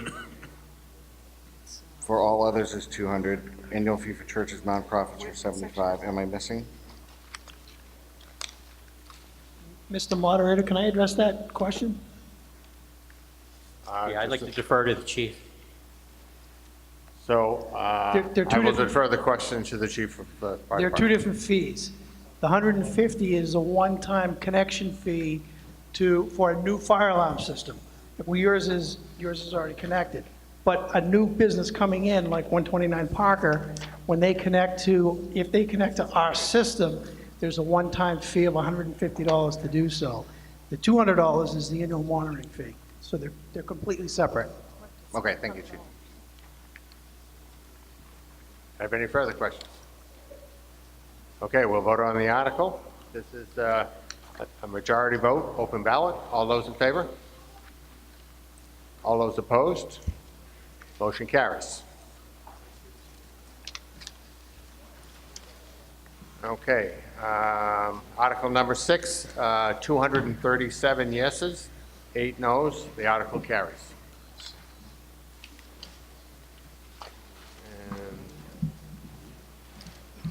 Article 9. Article 9, move to approve Article 9 as printed in the warrant with attached Appendix B, except the words "to do or act thereon." Do I have a Finance Committee recommendation? Finance Committee recommends. And Article 9 is a fiscal year 2019 salary administration plan. The salary administration plan provides a wage scale for our non-union employees, some of them, and it needs to be updated from time to time, keeping up with minimum wage, wage inflation, and occasional changes to the terms of the plan. And again, in Appendix B is the entire plan. And this is, again, almost an annual article.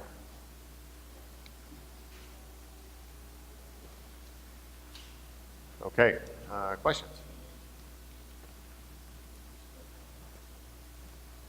There are no questions, then we'll vote on the article. This is salary administration plan, so it requires a secret ballot, number 4, and majority vote.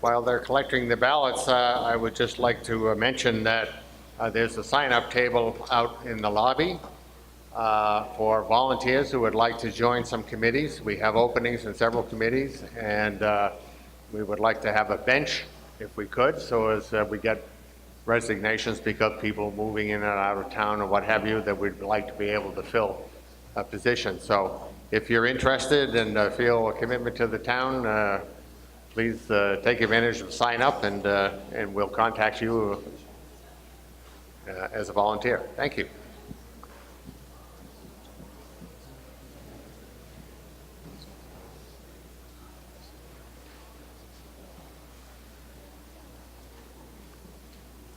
Okay. Chris, Article 10.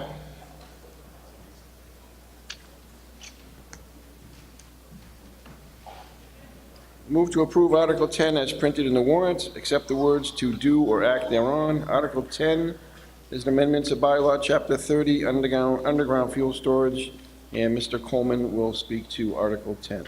Do I have a Finance Committee recommendation? Finance Committee recommends. Discussion. Good evening. As we continue the process, these updates to this, to Chapter 30, updated bylaws to current requirements, broadens the authority for inspection enforcement from the fire chief to the fire department.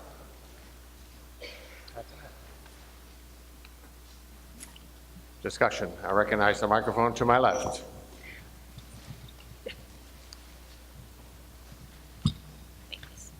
Lisa Thewitt, 9 Garfield Street. I was reading through these, and I did not see any mention of the requirement for the underground storage tanks to be double-walled.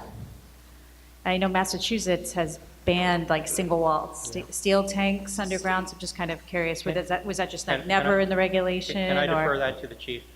Okay.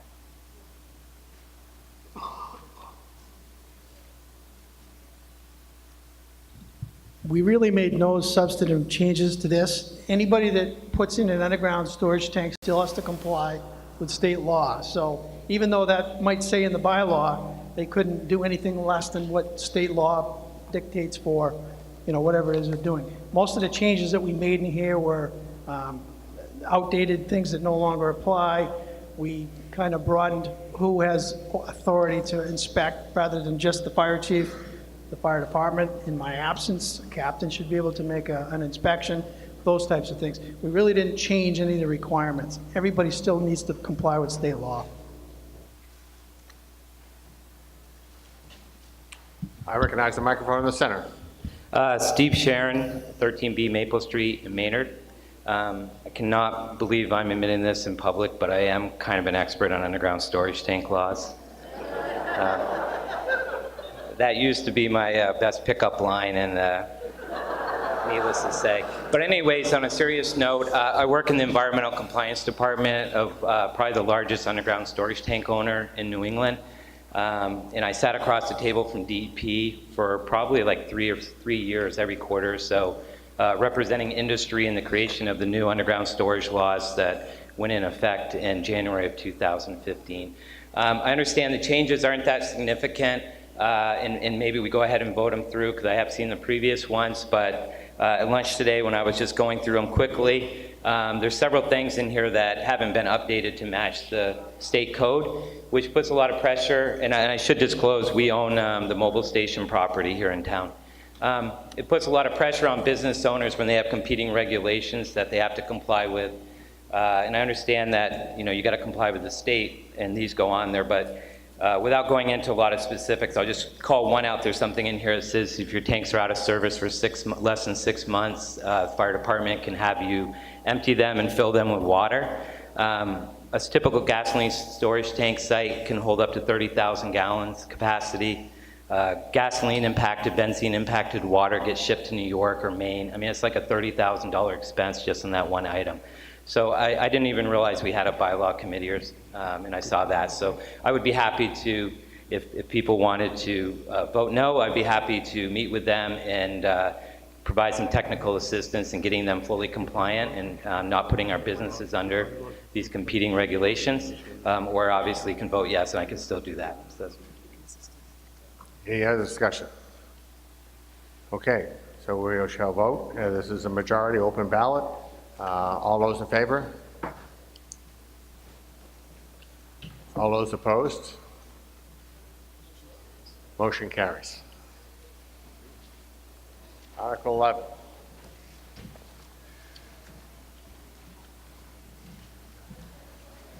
Move that we approve Article 11 as printed in the warrant, except the words "to do or act thereon."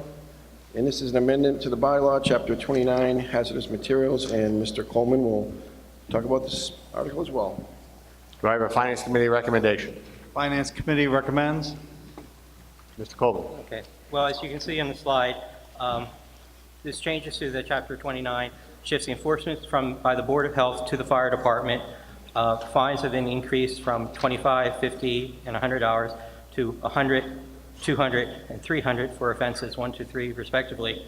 And it also regulates how items are stored to allow proper segregation of incompatible materials.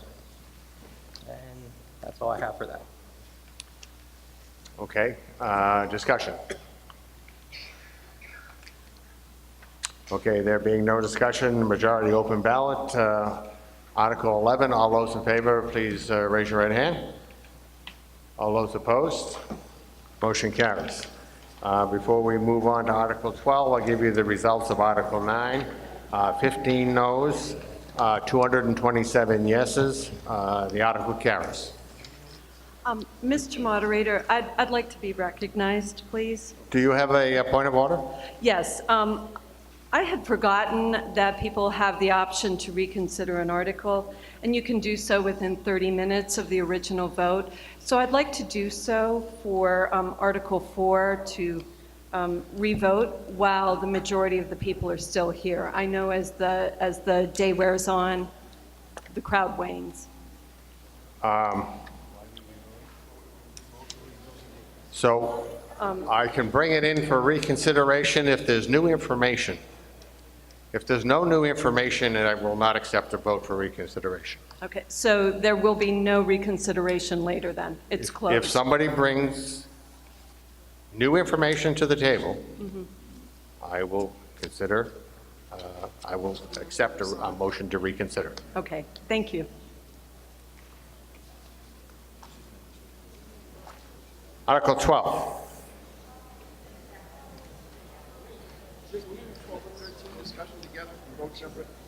They're going to be voted separate. Okay, so I'm going to read Articles 12 and 13 together. We'll talk about them together, and we will vote on them separately. Hang on. So I'm going to allow you to move Article 12, and we're going to vote Article 12 separately. However, in the discussion portion, I will allow Articles in 12 and 13 to be discussed together because they overlap, but they will be voted separately. Correct. That's what I said, but okay. You're the moderator. All right, move to approve Article 12 is printed in the warrant, but revise the total expenses direct line to read $2,735,582. The last line to read total FY 2019 budget, and except the words to do or act thereon. Do I have a Finance Committee recommendation? Finance Committee recommends. Okay. So, before you make a presentation, this goes to what we were just discussing.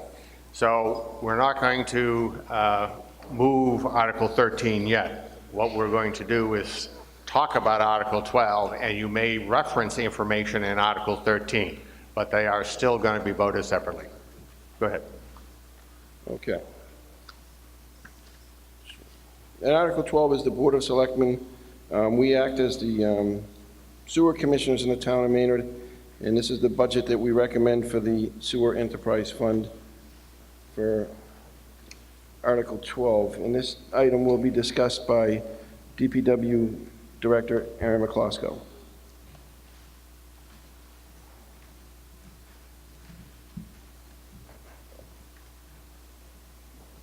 Good evening, everyone. My name is Aaron McCloskey. I'm the DPW Director for the town of Maynard. So this article, this is an annual appropriation to fund the sewer enterprise account, funds the operations and maintenance of the sewer collection system as well as the wastewater treatment facility here in town. As you can see, our total expected revenues for FY 2019 are $3.2628 million. Our annual sewer expenses, salary line item, $197,370 expenses, so that's supplies and services, engineering funding, $327,139 capital. That's a new addition to this year's enterprise fund, $210,000. Long-term debt, principal, and interest, that's basically the previous projects that have happened over the course of the last maybe 20 years, and we're paying down the principal and the interest on those notes. The sewer wastewater treatment plant expense, so we contract that operation and maintenance at the wastewater treatment facility with Veolia in North America. That's $1.143289 million for the year. So the total direct expenses for the sewer enterprise fund are $2.735582 million, and that's what the appropriation is asking for this evening. Other expenses for the sewer enterprise fund, indirect expenses, That includes things like health insurance, retirement, or shared employees costs. Those are typically funded out of general fund operations, and those monies are transferred over later on. But this appropriation is just for the direct expenses, that $2.735582 million. This is a level service budget with the only addition of the $210,000 of capital. We did a thorough rate analysis in the fall, and budget review. Many of you probably already know that we raised the rates in the fall to accommodate the lack of the capital, both on the water and the sewer. We hire an outside consultant that assists us with that review. It's a very thorough process. Multiple departments are involved in that review. Okay, any questions? I recognize the microphone to my right. Cornelia Keenan, Great Road. Why does it say total FY 2018 budget? Because that's the total budget to run the sewer department. However, isn't this for fiscal year 2019? That was corrected in the reading of the motion. Okay, I because believe it's not correct up there either. that's a typo up on the screen. That should be And FY it's 2019. the same for Article 13. Thank you. Thank you. Any further discussion? Okay, because this is, represents appropriation greater than $10,000, it's going to be a secret ballot, a majority vote. You will be voting on ballot number 5.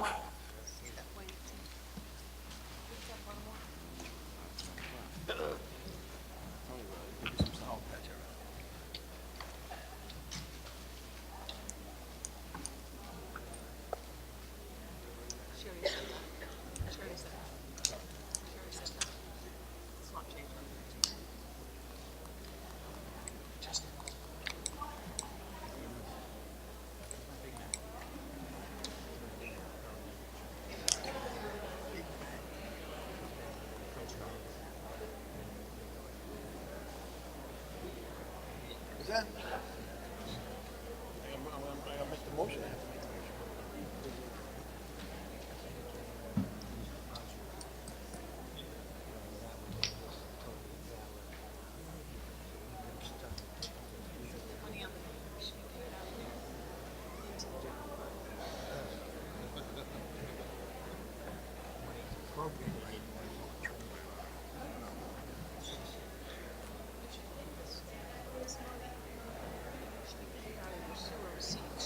Oh, it is? Transferred into the general fund. It is. Then this is the right number to vote. No, so what you're doing is you're voting X amount in the general fund. You're voting on all we're doing is transferring it. I don't want to say we just transfer the expense. How do you raise this money? That is raised in the general fund. Why isn't it raised in the sewer receipts? Because you can't raise it in both. Okay, Article 13. Raised in the sewer receipts. Take it out of it. Move to approve Article 13 as printed in the warrant, except the line water, LT, debt, principal, and interest to read $498,508. The last line to read total FY 2019 budget, and the words to do or act thereon. This is the Water Enterprise Fund budget for fiscal year 2019. And again, this is the recommended budget from the Board of Selectmen. Do I have a Finance Committee recommendation? Finance Committee recommend. And Mr. McCluskey will address this one as well. And just as a note, when the article was moved, it did talk about 2019 budget, and it did talk about transposition error of $498,508. Thank you. So again, the FY 2019 budget for the water enterprise account, very similar to the sewer.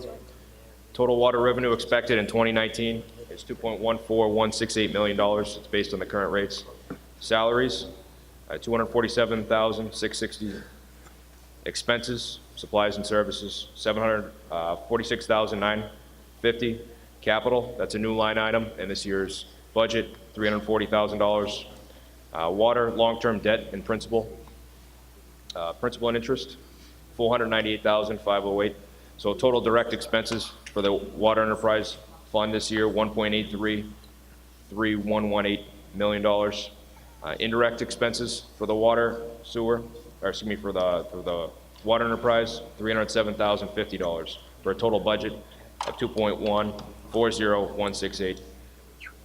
So we're asking for authorization for the appropriation of $1.833,118 million for FY19. This is to run the water operations, so that's the treatment and distribution of the drinking water, fire protection throughout the town of Maynard. Again, we did that same rate analysis that we performed on the sewer enterprise funds for the water department this fall, resulted in a rate increase. Again, it's level service with the addition of the capital increase. Okay. So we'll have to wait until the accountants finish on the previous question. But again, that line 2018 was moved as 2019, so it was moved correctly.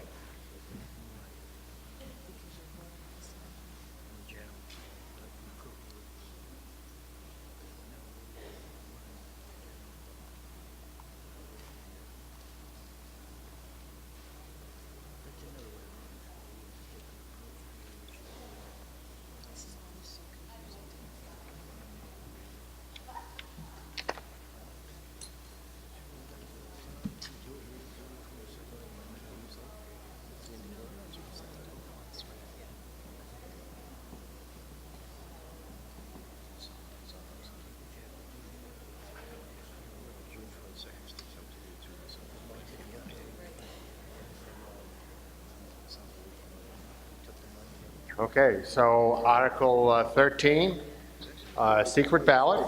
You will be using ballot number 6 and is majority vote.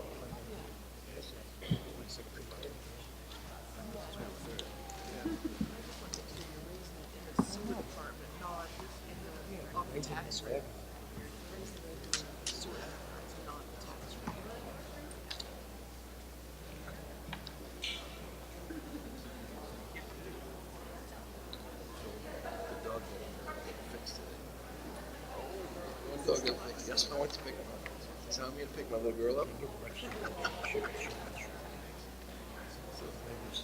what's in here we're talking about? It all seems like some people agree with me. It's Ruth's birthday. Really? She's all around about the dog's birthday. You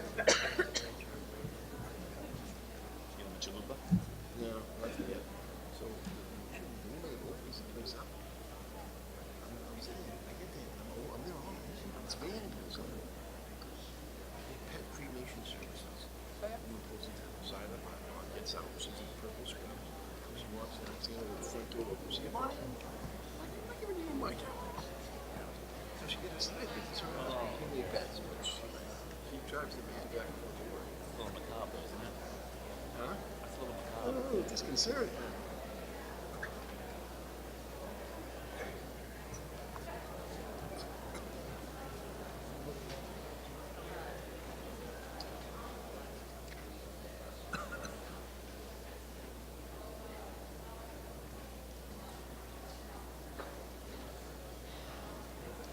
Okay, the results of Article 12 is 234, 14 against, 3 blanks. The motion carries.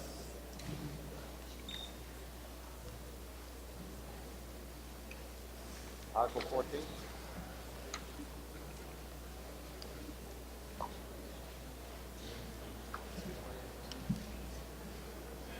Article 14, move to approve Article 14 as printed in the warrant, except the words "to do or act thereon," and this is a bylaw amendment, Chapter 40, Fire Prevention Safety, and Mr. Coleman will speak to Article 14. Do I have a Finance Committee recommendation? Finance Committee recommends. Okay, when we met with the fire chief to go over the other bylaws revisions, he had proposed a new one on fire prevention and safety. This defines permit requirements for fire prevention-related activities such as fire alarm installations. It outlines unique requirements for building projects, or for major building projects, requirements for annual fire alarm inspections in certain dwellings, It also have requirements for large events where fire or EMS details may be needed, such as road races or fireworks displays. It also has requirements for cutting and welding operations in buildings. So, that's what I have. Questions? Okay, there being no questions, we will vote. This is an open majority. All those in favor of Article 14? All those opposed? Thank you. Motion carries. Article 15. Article 15 will be moved by itself. However, I will allow some discussion of Article 16 because they overlap. Article 15.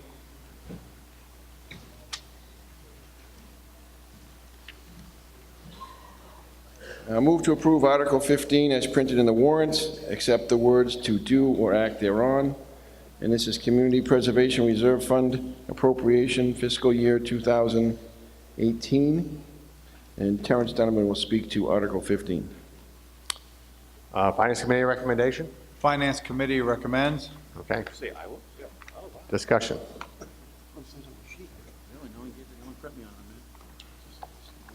Mr. Donovan, are you, okay?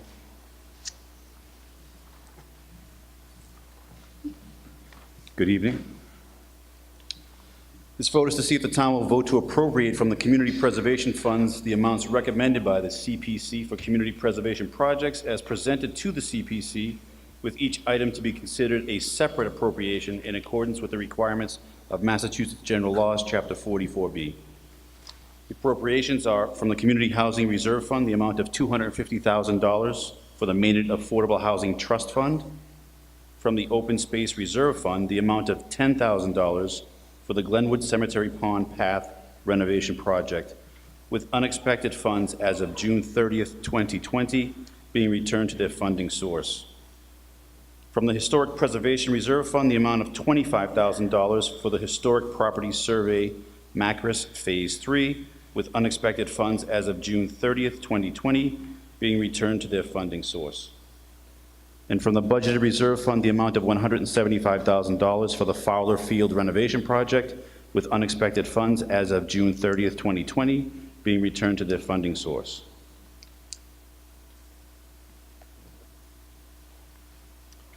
Okay, discussion.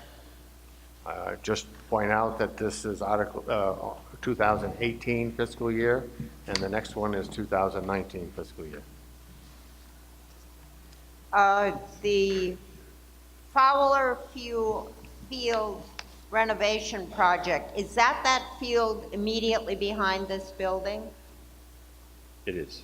Okay, Yes, thank it you. is.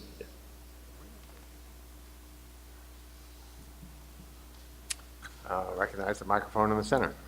Steve Sharon, 13B Maple Street. I am the current president of Maynard Youth Soccer, and I wanted to speak for just a couple minutes on behalf of Maynard Youth Soccer in support of the $175,000 for the Fowler Field renovation.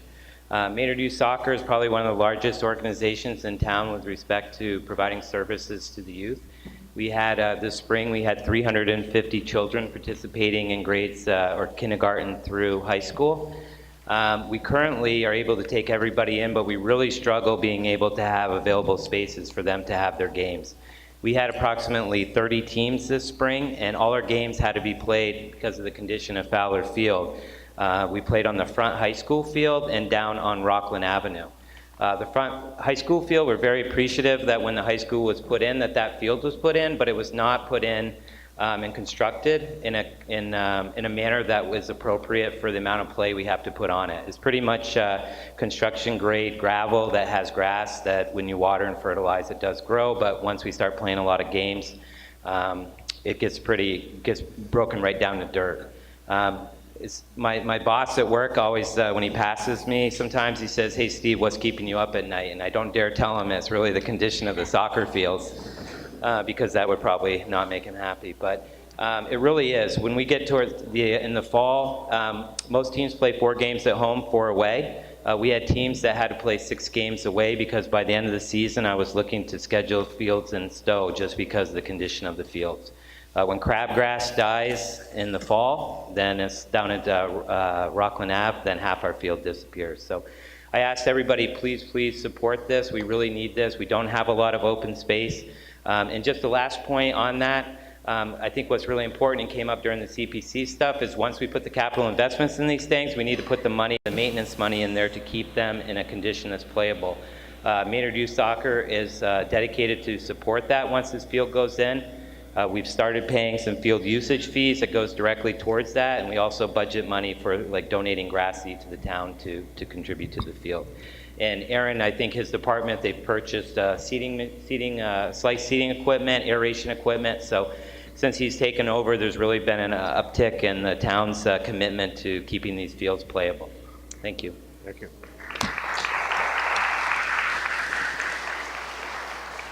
Recognize the microphone to my left. Max Ludwig, 5 Dean Street. I would also like to advocate my fellow citizens to vote in favor of the $175,000 for the Fowler Field renovation, as while I myself will not be able to enjoy this luxury of a nice field, as I am going off to college very shortly, it will help the future generations to come. And Maynard, we have prided ourselves on our athletic ability. Just in the past 3 years, not necessarily soccer, but our basketball teams have gone to the state finals, which frankly for a town of 10,000 to be able to compete at that level is something we should really be proud of. And with our soccer teams, while this year we unfortunately were not able to make the playoffs, in previous years we have gone very, very far only to come up short. But with this field renovation, we can go to that next level and be a very, very top competitor. And I myself, in those fields, I've unfortunately endured quite a lot of injuries. I think at the end of my freshman year, my entire right leg was cut up.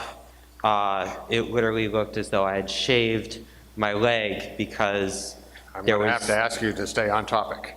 Sorry about that. But as a result of the field conditions, it was very hard to progress as a player and become better. But if we can put the money into this initiative, it will greatly help not just myself, but future players to come. Thank you.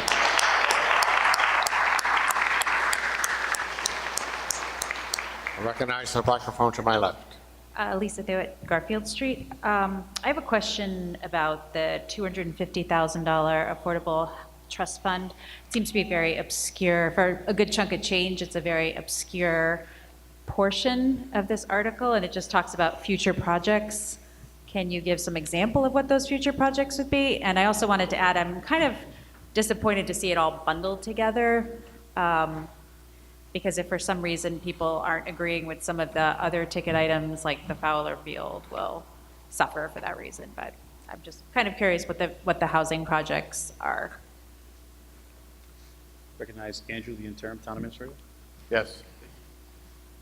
Hi, I'm Andrew Scribner McLean, the acting town administrator. At a previous town meetings, this meeting voted to establish an affordable housing trust. Until that trust was established, we could not receive this money from the Community Preservation Committee. The Community Preservation Act allows us to take some of your tax money and set it aside for several purposes. One of them is open space and recreation, one is historic preservation, and a third is affordable housing. So we've been collecting hundreds of thousands of dollars a year towards those three things and spending it around the town. But without the Affordable Housing Trust being established, there was very little ability for the Community Preservation Committee to spend the affordable housing money effectively. Now that the trust is established, they've taken, I believe it's 8 or 9 years worth of these collections and voted them to the Affordable Housing Trust in a lump sum. In the future, they'll be, upon request and approval, they'll be transferring about $25,000 or $30,000 a year.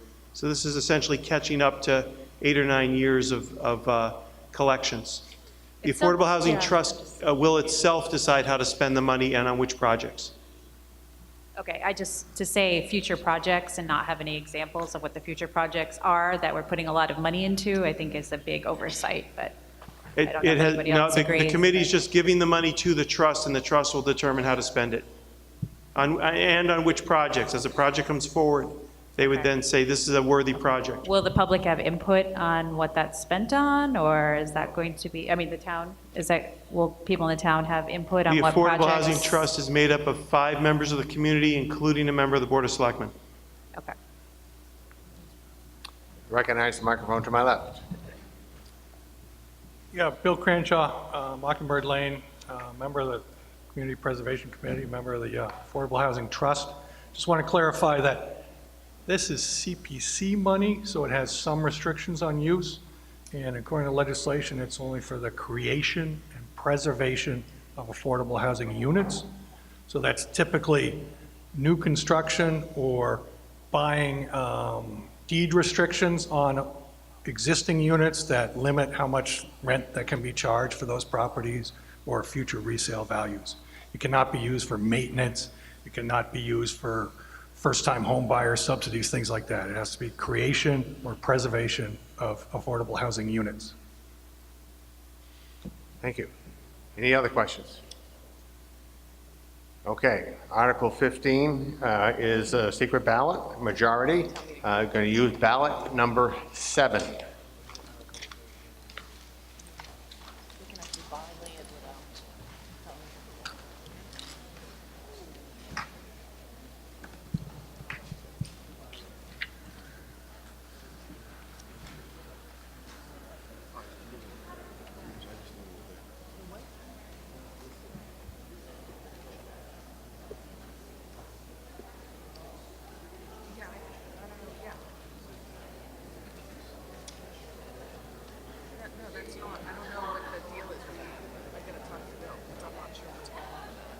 It's supposed to be 150, I didn't know that, because it's always said 100. So I'm not sure. Yeah.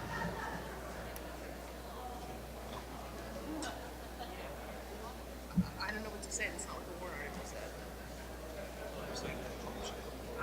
Yeah, right. I'll have to go back, to the original. Bylaw.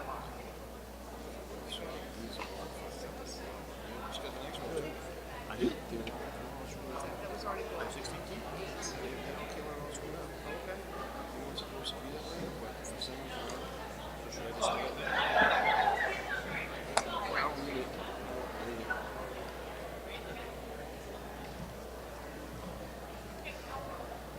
The next one's a fun one. Yeah, the 17, right? Is that the underground storage tank? Oh. I didn't put 13. No, when I had you on, was this one? Yes, that you voted down. And now it's just. Yeah, yeah. That's the only one I brought up. Whatever, I'm fine. I just didn't realize I would have. Okay, the results from Article 13 was 237 for, 11 noes, the article carries. Article 16.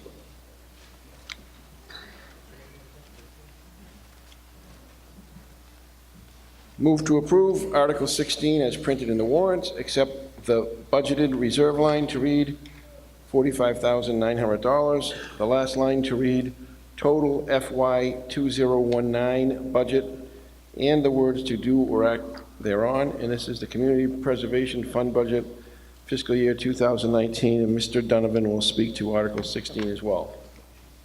Do I have a Finance Committee recommendation? Finance Committee recommends. Thank you. Mr. Donovan?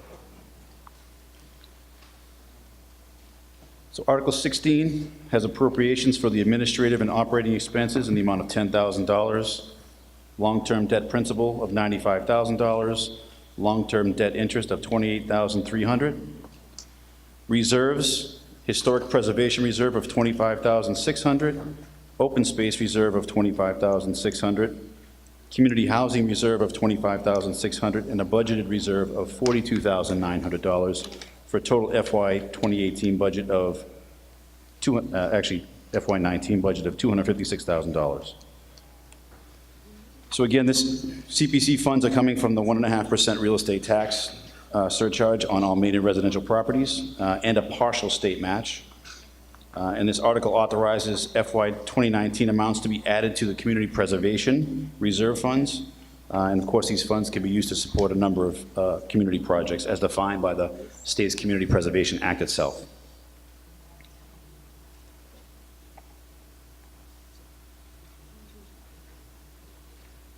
Okay, discussion.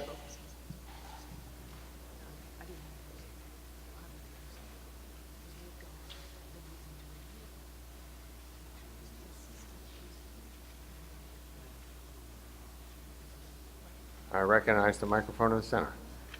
Neil Blanchard, 13 Chandler Street. Just a question, you read 42,900 for the last site on the budget reserve, and the slide says 45,900, and the bottom line's the same, so one of them's wrong. It's supposed to be 45.9. The correct budget reserve is 45,900. Thank you. Okay. So the warrant's wrong.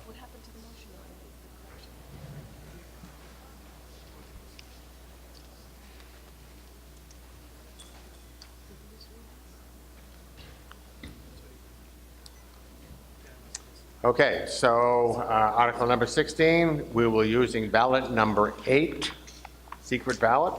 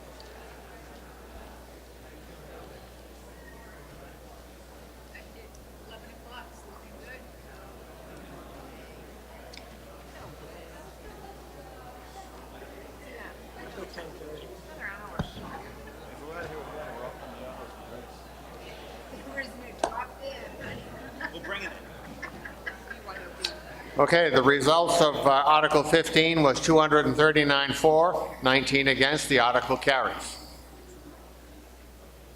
Article 17.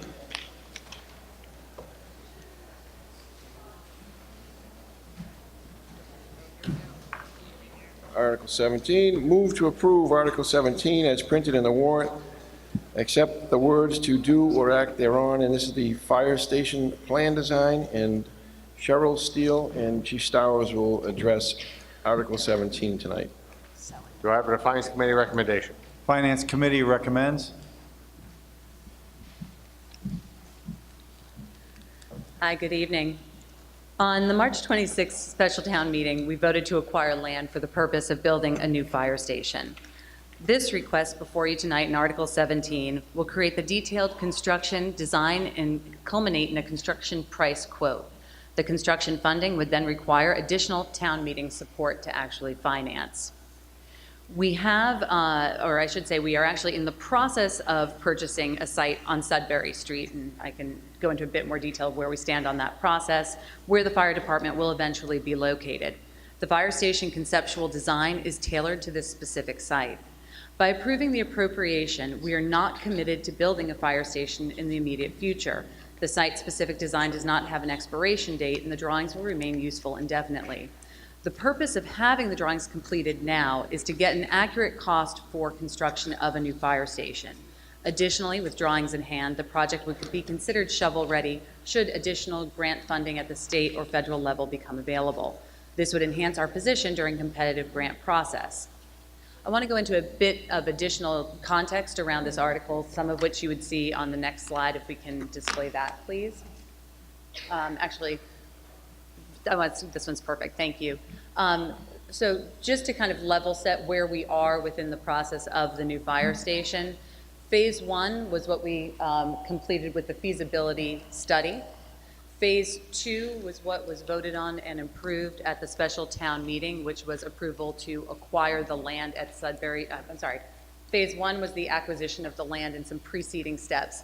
Phase 2 is the warrant article before you this evening, which is what we are asking you to vote upon. It's the $832,000 that would be drawn from capital stabilization funds. Phase 3 of this project would actually be moving forward with the construction financing approval. That would be another vote before town meeting for approval. In discussions leading up to tonight's annual town meeting, one of the things that was very critical for us as the Board of Selectmen, as well as our colleagues on the Finance Committee, was to lay the groundwork around what Phase 3 would look like, right? I mean, why go through Phase 2? Although the plans are intended to be available for indefinite use, we don't want to get plans if we don't actually intend to move forward with the construction of a fire station. So we have been hard at work across Town Hall among the Board of Selectmen and working with our colleagues on the Finance Committee around what that long-term capital strategy would look like. And essentially what we are proposing to do as we move forward would be looking to essentially cap growth in the regular budget at a 3.5%, using any funds from new growth that would come in over and above that to be set aside into a capital line item that we could then draw from and loan money, borrow money against in order to avoid financing this project through debt exclusion. So happy to go through more questions on that, but we all felt that it was very important to just clarify exactly where this article sits in the process and to leave it open for questions from the floor from that. Okay, questions?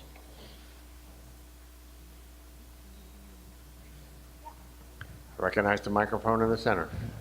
Lydia Clancy, 1 Whitney. Can you define pre-construction processes? I'll defer to the chief for that. Okay. I'm clarifying the question. Is it site work or is it just all paperwork So and plans and whatnot? The next phase? Yeah. Phase 2. So this is what this breakdown is. The OPM stands for Owner's Project Manager. So we hired an owner's project manager about a year ago to help guide us through this process. And actually, when you do a construction project of this magnitude, it's required by state law. So the owner's project manager's costs are in here to oversee this process. There's some other fees associated with that are printing and potential legal fees. Right, but basically it's just covering like paperwork and designs and whatnot. It has nothing to do with site plans or like the developing the site. No. Right, okay. No. Thank you. Microphone to my right. Hi, I'm John Prendergast of 20 Park Street. So do we own the land yet or Yeah, so not? to clarify where we stand on the land purchase process, we have heard from the owners of the land. They do not intend to contest the acquisition. They do want to move forward with that. But there are some title issues that they are working with the previous owners. And that's why we weren't able to come here tonight saying the land has been acquired. So we have there's every indication that it will go forward, but obviously we want to go into the close on that with a clear title on the land. So does that mean that phase 1 is not complete and we're trying to jump into phase 2? No, we have every indication right now, and I can defer if I get this wrong to Lisa, that this will be closed out by the end of the second week of June. Lisa? Mr. Moderator. Okay. Recognize microphone center. You can stay and ask another question, but I'm sorry, just to add clarification, can we recognize our attorney, legal counsel? Mr. Moderator, if I could, the town meeting gave authorization to the Board of Selectmen to take the land.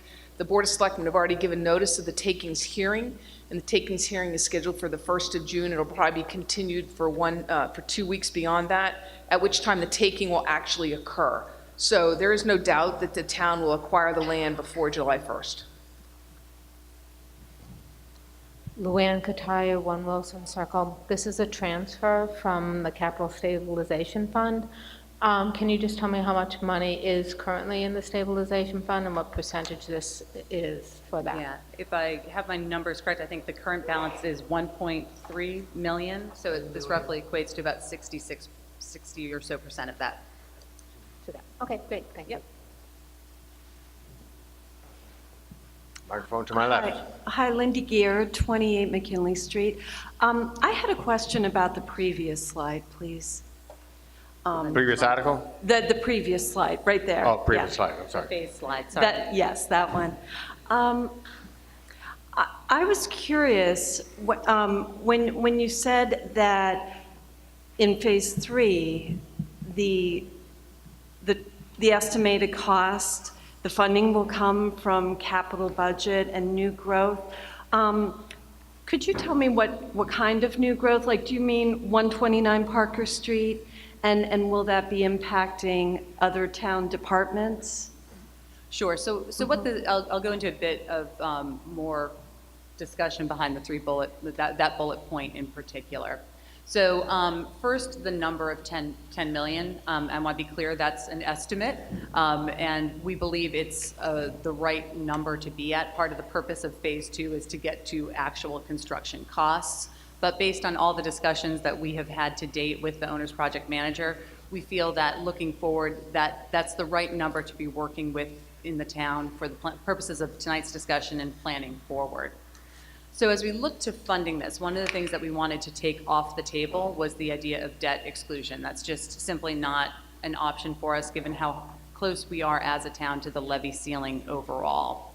So what we thought through was this, looking back, on average over the past 20 years, our town budget has averaged about 3.5% growth year on year. That doesn't mean that that's a level 3.5% across all departments, but that on average we come out to about that 3.5 mark. So what we're saying is, you know, as we have the opportunity to have new growth come in, and in this case in particular, we would be looking at new sources of revenue, whether it would be, you know, a future project at something like the Coolidge School Bancroft Street project, whether it might be another parcel of land or Parker Street, those would be elements of new growth. We specifically, looking over the next 2 to 3 years, given the Parker Street project, we anticipate a rather significant bump of new growth.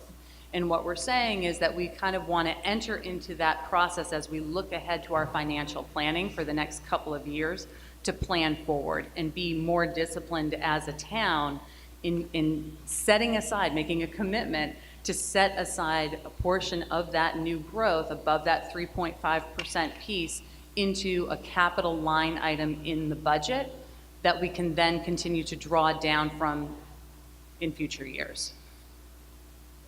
And saying that the first priority of that would be the fire station.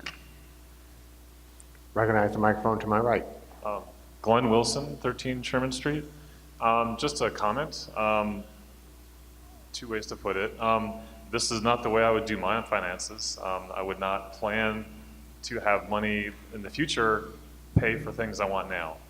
Second, just as a large organization, as a town, this also does not sound like it's fiscally responsible to me. Hi, my name is Elliot Prisby from Elmhurst Road. As the people who are going to be paying for a lot of this, can we know where that $832,000 came from? I mean, we know that that's going to be coming from taxes and whatnot, but where did that? The 830. Yeah, how was that quote Sure. produced? So we're asking to draw down from a capital stabilization fund that was actually established back in 2014. And at the time that capital stabilization, so this is existing money, the $1.3 million that is in that capital stabilization fund is existing in that fund. Right, I understand that. Yeah. Sorry, I think you misunderstood the question. sorry. So, no, it's okay. So how did we come up with this $832,000? Oh, the $832,000 quote? Yes. Yeah, that's that previous slide from this one. That's the breakdown of what goes into the number 832. Thank you. Yep.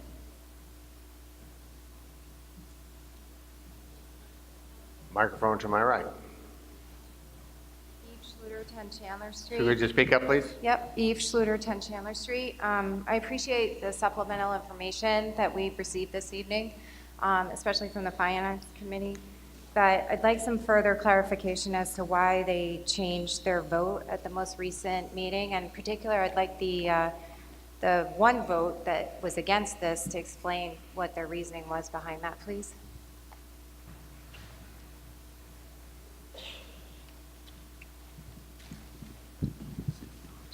Good evening, ladies and gentlemen. My name is, my name is Ken Estabrook. I chair the Finance Committee. The Finance Committee acknowledges, and this is laid out in the recommendations that we gave to you, that the building is needed. I think universally across the town, we recognize that the fire station in its current condition is not adequate. The cost of the building is unknown. There's an estimate we have there, but the plans are necessary for us to get a more exact estimate. The Finance Committee felt as though, that the $832,000, which essentially comes out of the Capital Stabilization Fund, which is one of our savings accounts, if you will, in order for us to sort of justify having that high of an expense, we wanted to be able to come to you with a plan of how this would be laid out. I guess the analogy would be if I was putting an addition onto my house and I was going to bring in some architects to lay that out. The architects would be one expense, but it wouldn't make sense to bring the architects in if we could not afford the loan. And so that was one of the things that the Finance Committee, in its initial vote against recommending, said to the Board of Selectmen, look, we need more information in order to be able to lay out that the town can afford this. This is a plan that Selectman Steele just laid out for us. The Finance Committee did note in the recommendations, however, that the effectiveness of this proposed framework is contingent largely upon our commitment in future years to setting aside funding for the proposed new fire station and other capital projects. There are a lot of capital projects for the town. And this is the framework that the acting town administrator and the Board of Selectmen have put together. And this is drawing from future expiring debt service, that is, as debt service comes down, that we wouldn't renew that. That new revenue growth would be in excess of 3.5% would go into this capital projects fund, and that a targeted amount of free cash would go into that fund as well. It was our assessment that this is viable. It's a disciplined approach, but it may limit the town's use of debt, new revenues, and free cash in future years for other purposes. And obviously, as in any sort of household budget, our town budget has a lot of demands on it. So that explains how, and initially, we felt as though, the Finance Committee felt as though we did not have enough information in order to recommend getting more information of this plan than we felt as though we could recommend it. Keep in mind, as Selectman Steele pointed out, is that that this vote is only on the $832,000, which includes all the plans and the owner's project manager funding and all that other stuff. This is required in order for us to get the plans to go forward on what is really a very necessary project for the town. I'll take any other questions if that didn't answer it. Okay, thank you. Okay, I recognize the microphone to my right. Yep, thank you. Siobhan Mitchell, 46 Douglas Ave. I'm just curious if you put any of these items out to bid, if you had multiple estimates for those? For the chief. Thank you. So that's not really how this process works the way we understood it. A few years ago, at this annual town meeting, the taxpayers appropriated money for a feasibility study. The feasibility study was designed to see if we could add on and renovate the existing fire station. So at that time, we did what we were going to do an RFP, but we were corrected on the process to an RFQ. At that time, we did an RFQ. We had 10 architectural firms submit RFQs or qualifications. We narrowed that list down to 3 with a committee. Then we interviewed those 3, and we chose this particular firm that we're using now. So in order, we are allowed to keep using that firm because they've been with us for a number of years now. But when you made the original choice, you had multiple firms and they gave you correct. cost estimates and you were able to look at that?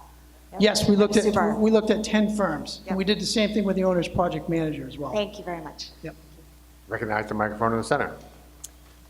Could Mara Hogan, 50 Thompson Street. Can we go back to the other slide? In phase 3, it says not from a debt exclusion. Correct. And I'm just wondering, in the FinCom recommendations, it does say about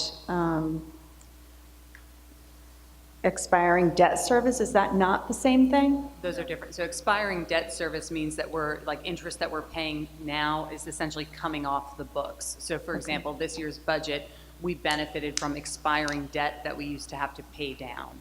So debt exclusion would basically be kind of so that's a good thing. Expiring debt's a good thing. Debt exclusion would be a bad thing because essentially we would now be taking on additional debt that we would have to service. Okay, thank you.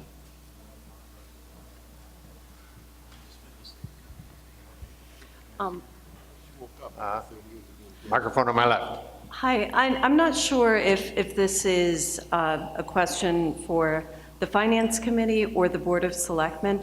I'm trying to separate in my mind the $832,000 from the Phase 3 plan. If I happen to vote yes today for the $832,000, are we committed to the initial plans in Phase 3?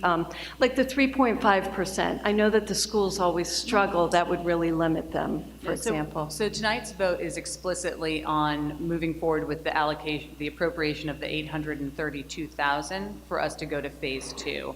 However, as was discussed before, we wanted to make sure, so we're not committed to those numbers, but we did want to make sure to put before the town that we have a plan to approach financing this project longer term in a way that is not going to drive up.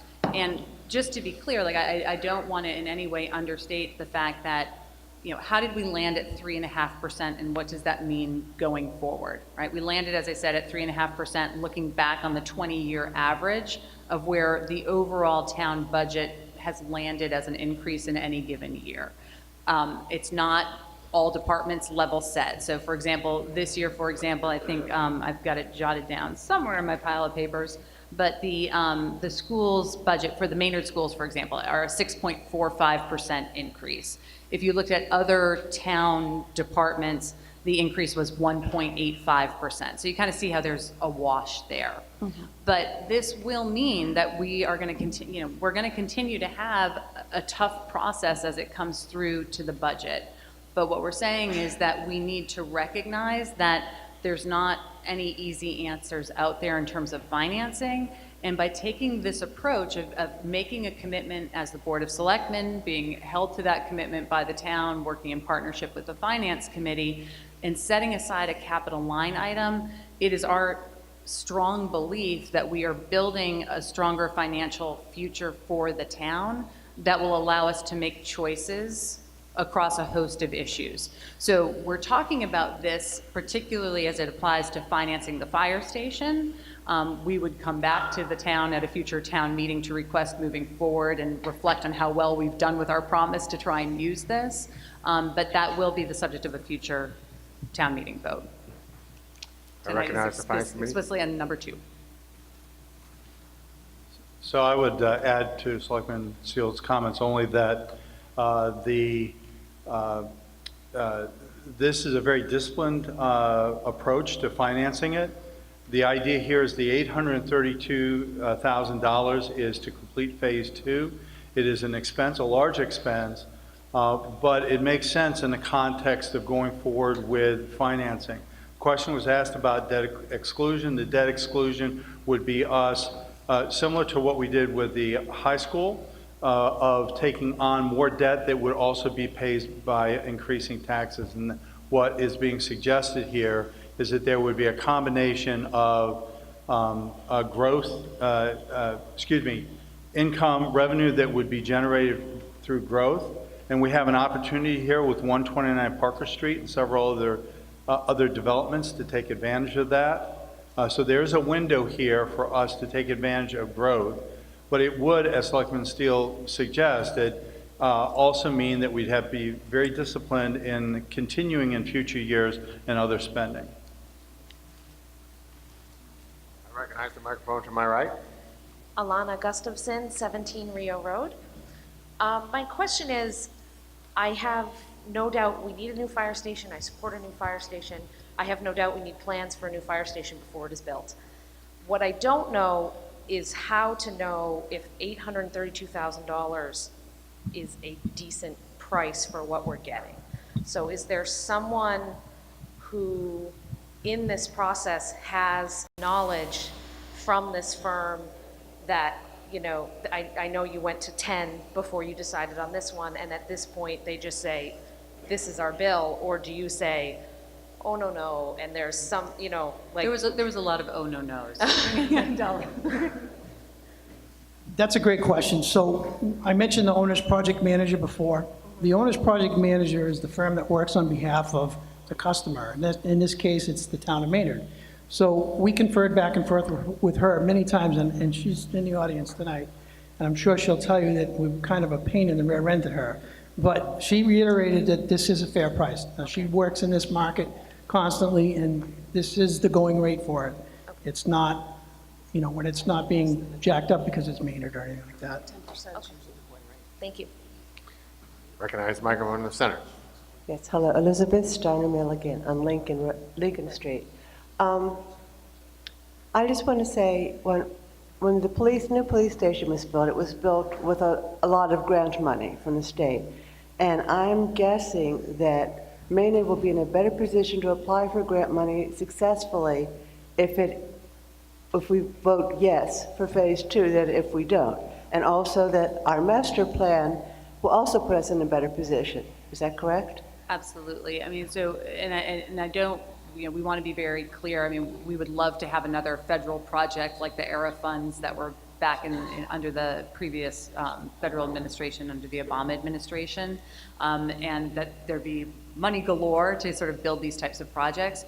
So it is challenging to find state or federal level grant dollars to go to this type of infrastructure. That's actually something that I know the fire chiefs are working on at the state level to see if there might be a way to open up additional state dollars for matching fund grants, et cetera, similar to what we're able to do for schools.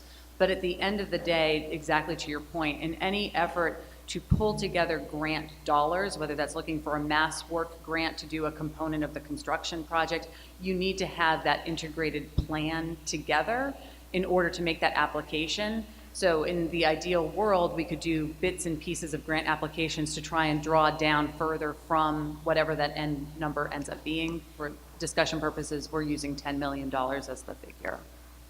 Okay, thank you. Recognize the microphone to my left. John McNeil, Mill Street. It does sound like a very disciplined approach. I'm pretty ignorant of the process, so I'd have a question. Perhaps I could address it to the Finance Committee regarding the projections of growth. Certainly Parker Street has a lot of potential there. Is there a consideration of an offset of like shrinkage like in the downtown area?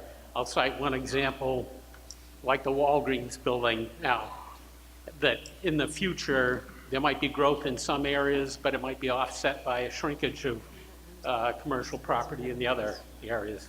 I'll just ask that question, and if that's something you've considered, I'd be interested in whatever background thoughts you've put towards that. Thank you.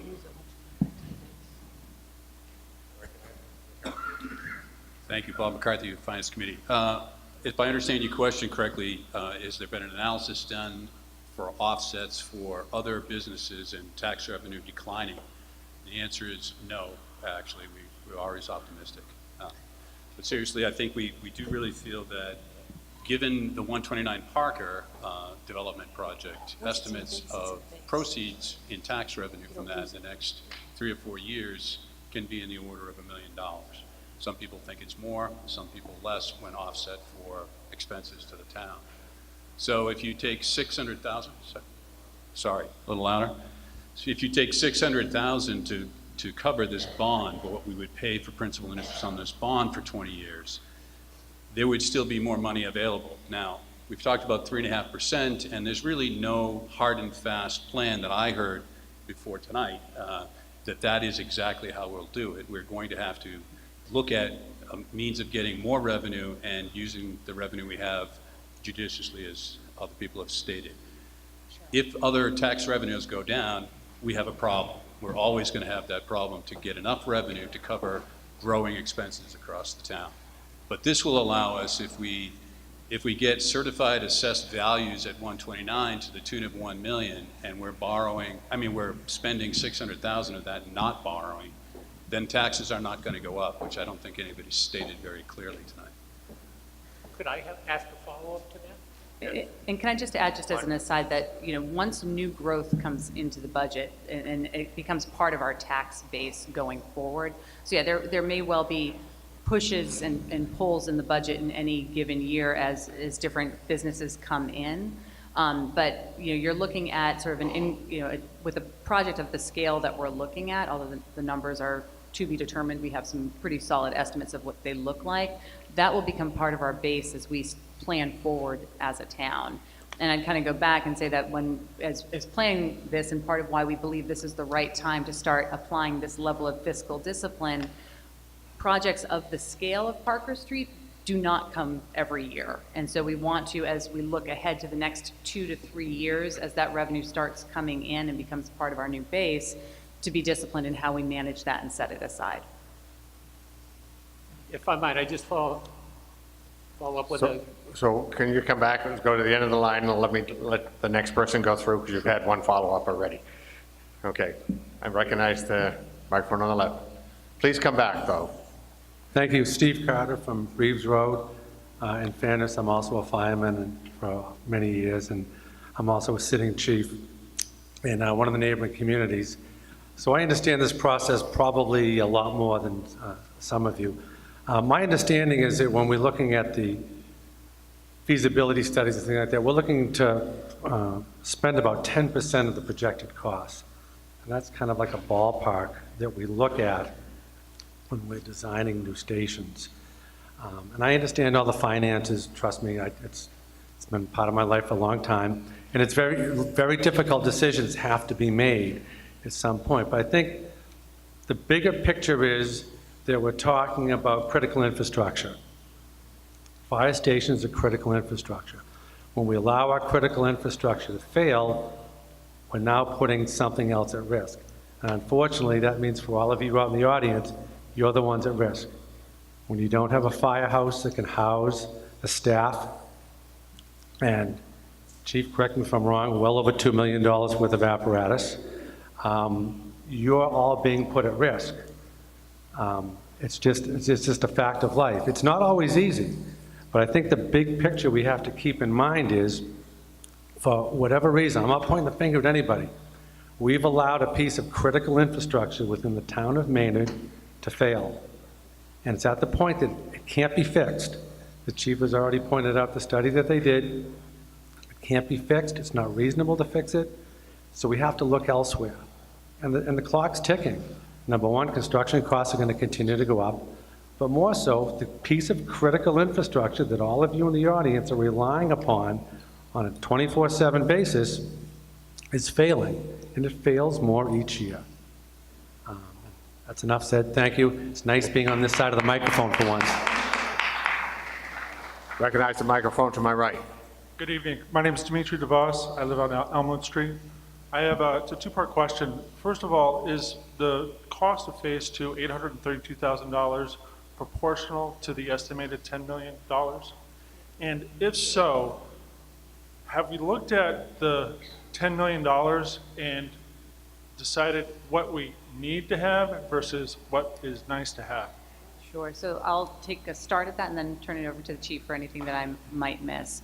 So first, the $832,000, it is proportional. So if you went back, we would say ballpark, the total cost of the project is about a $12 million project.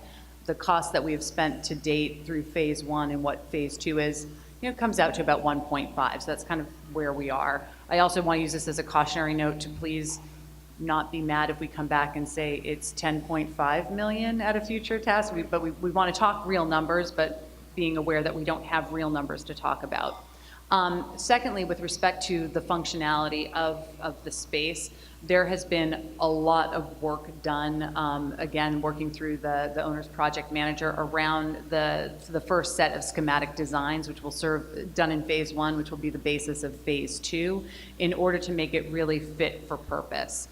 So not bells and whistles, not extravagance of design, but I'll turn it to the chief for kind of more detail about that process.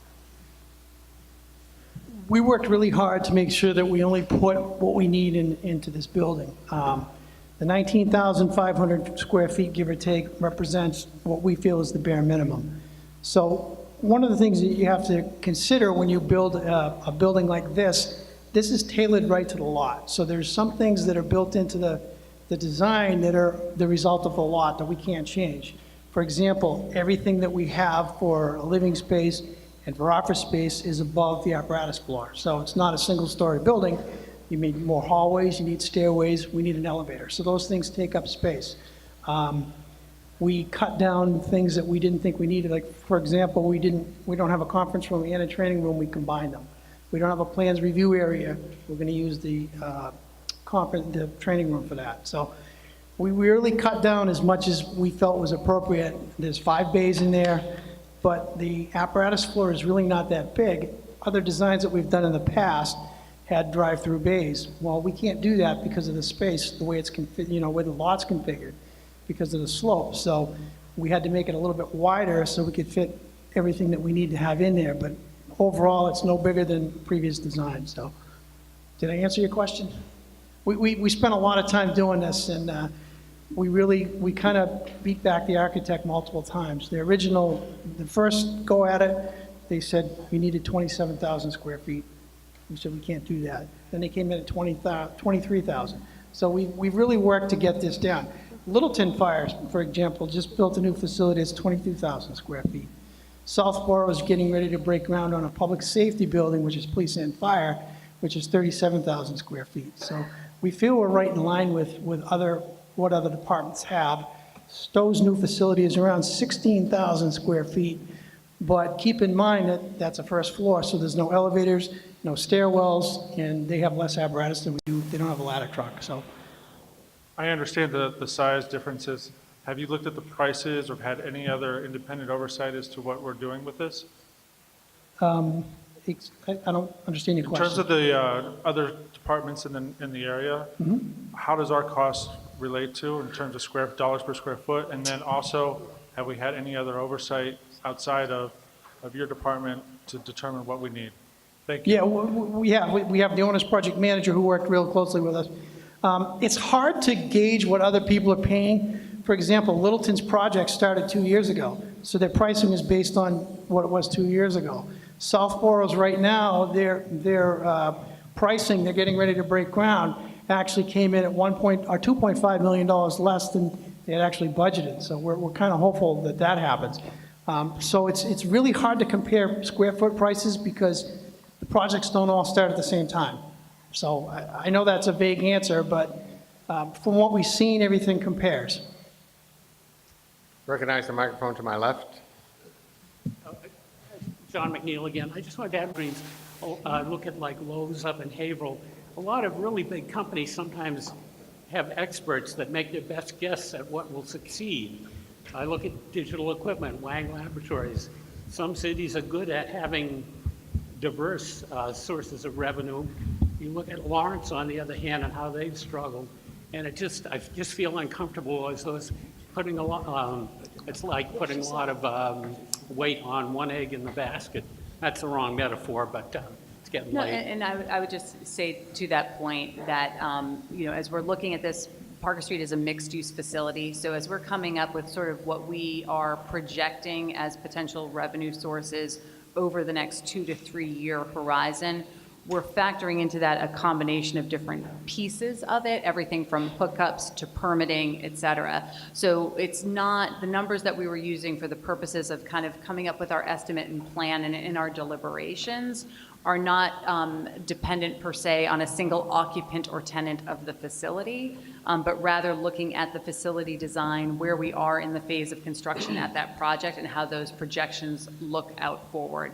But absolutely take your point, and that's why we have been, very cautious and deliberate in this approach. And I know, as the chairman, Mr. De Silva, has said on numerous times, the last thing that we ever want to be doing is spending revenue before we have it in hand. The purpose of this, and we don't have that in hand, but the purpose of sort of having this longer discussion about what is a future ask before a future town meeting was to at least provide some assurance, information, perspective of how we plan to move forward. Okay, I'm going to allow the next two speakers, and then we'll vote. Will? Hi, William Doyle, 10 Vernon Street. First of all, I want to remind everybody, in other articles, right, we have criticized the town committees because they did not have the future plans in place. They did not think ahead in terms of where they're going. They were just asking for permission for us to grant them permission to make decisions on our behalf. In this particular situation, with a critical project, they have actually taken the next step. They have said, hey, I have an idea for how we're going to fund it, right? I don't have the details exactly, but here's a concept for how we can do it that works, okay? The numbers are not accurate. The numbers are not going to be accurate unless you do the study. If you do not vote for this, you have already wasted $700,000 that we've already put into this. You are already putting yourself behind the ball. This won't happen at all if you do not move this forward. It makes absolutely no sense to move this forward. Move it forward. Give them an opportunity to do the planning. Give them the opportunity to go through exactly the facilities that they need, to work out how much it's going to cost, and then determine and come back to us to tell us how they exactly are going to fund it.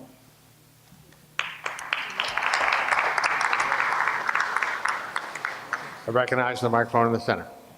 I'm Ron Calabria from Deer Path. I happen to be the chairman of the Fire Station Building Committee. So there were two things I wanted to answer. One was, what oversight do you have, or how do you know the numbers are good? We have a building committee.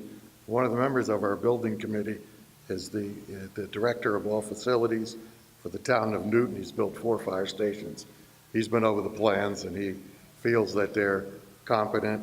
And I can assure you, we did not accept any numbers from any architect without a lot of questioning. The second question was about, well, how do we know the money will be there? This proposal says when the town assessor certifies that the assessed values to support the needed revenue are there, then we'll ask for the $10 million, and not before.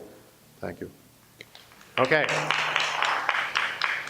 So sufficient discussion. I'm going to move the article here to a vote. Article 17 will be on ballot number 9. And it is a 2/3 vote because it's coming from stabilization, and it's a secret ballot.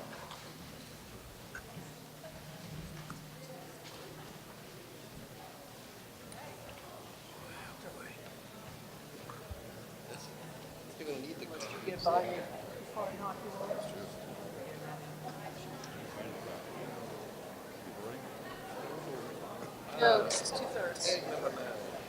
Well, it's wrong.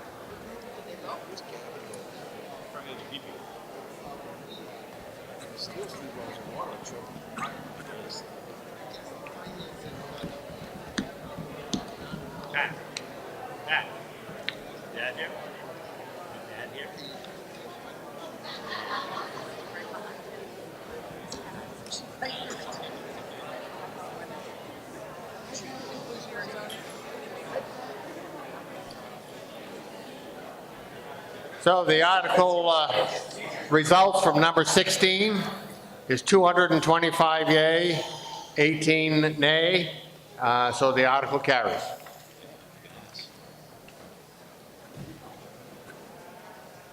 Article 18.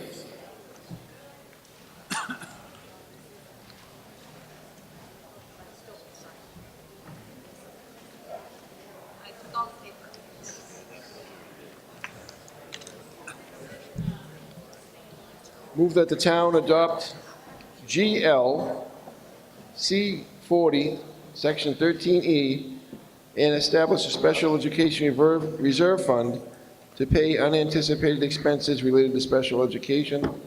And it's a special education, Chapter 40A, Section 13E is the heading of the article. And Michelle Resendez from the Town of Maynard Schools is going to address this article. For a Finance Committee recommendation. Finance Committee recommends. So basically what this is we're creating a... Speak in the microphone, please. Okay. So this is the creation of a revolving fund that allows...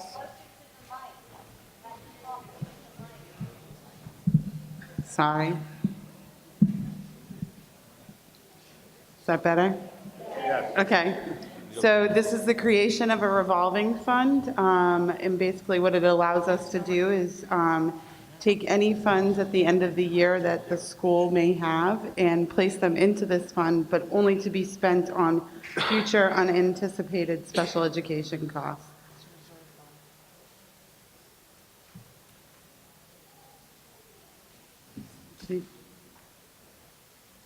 Are you through? Anybody have any questions on it? Okay, so any questions?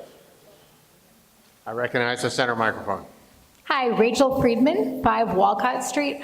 So I work in the field of special education in special education administration, and I just want to say I think it would be great to have this revolving fund because we cannot anticipate many of these costs that are quite large that come up every year in special education. You don't know when a student with very significant disabilities may move into the town of Maynard, and we may need to pay for a more specialized out-of-district placement, for transportation, for a lot of things that we did not know in advance that we would need. So I think having this revolving fund would be really excellent.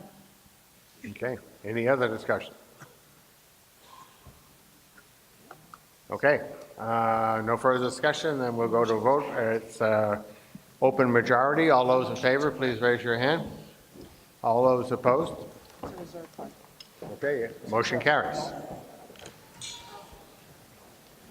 Article 19.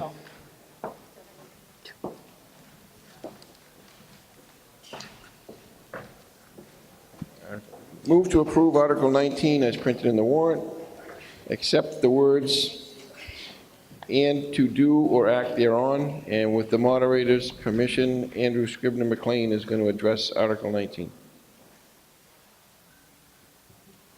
Do I have Finance Committee recommendation? Finance Committee recommends. Do I have a Planning Board recommendation? Planning Board recommends. Okay.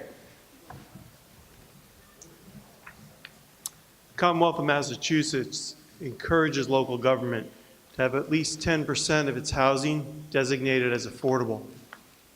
Affordable housing is defined by the state as being affordable to people whose incomes are 80% of the local area median.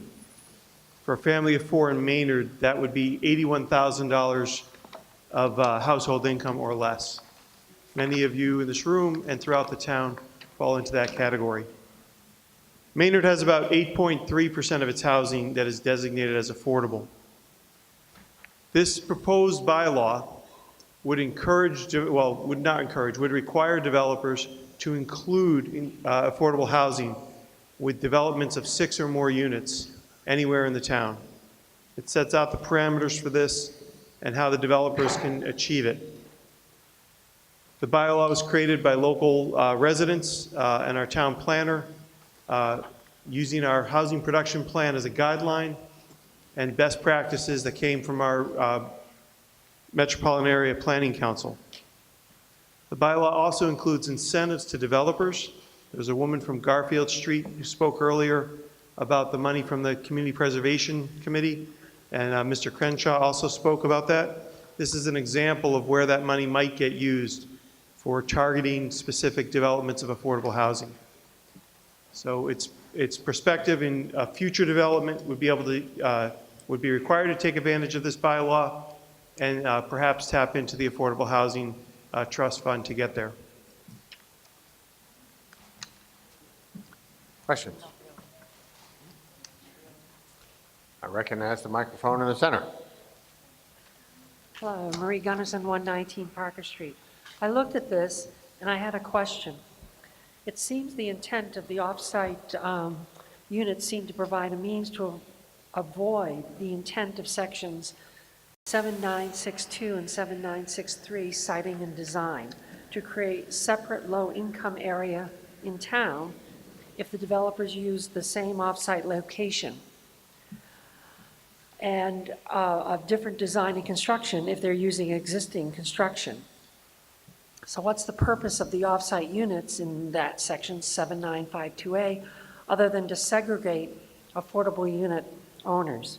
If that's not the intent, could that be the possible outcome? And the follow-up was, does the section on design and construction apply to the off-site units? Because it's not clear. So the answer to the first question is that in some cases, either the developer, for reasons that they may have, or because of the physical dimensions of the property that they're trying to develop, developing those units on site may not be practical or desirable, but we're not going to not let them help us develop affordable housing. So the development of those off-site units might be paid for directly by the developer or through a conservation to that affordable housing trust I mentioned. So now there's more money available to develop more housing at the town's desire.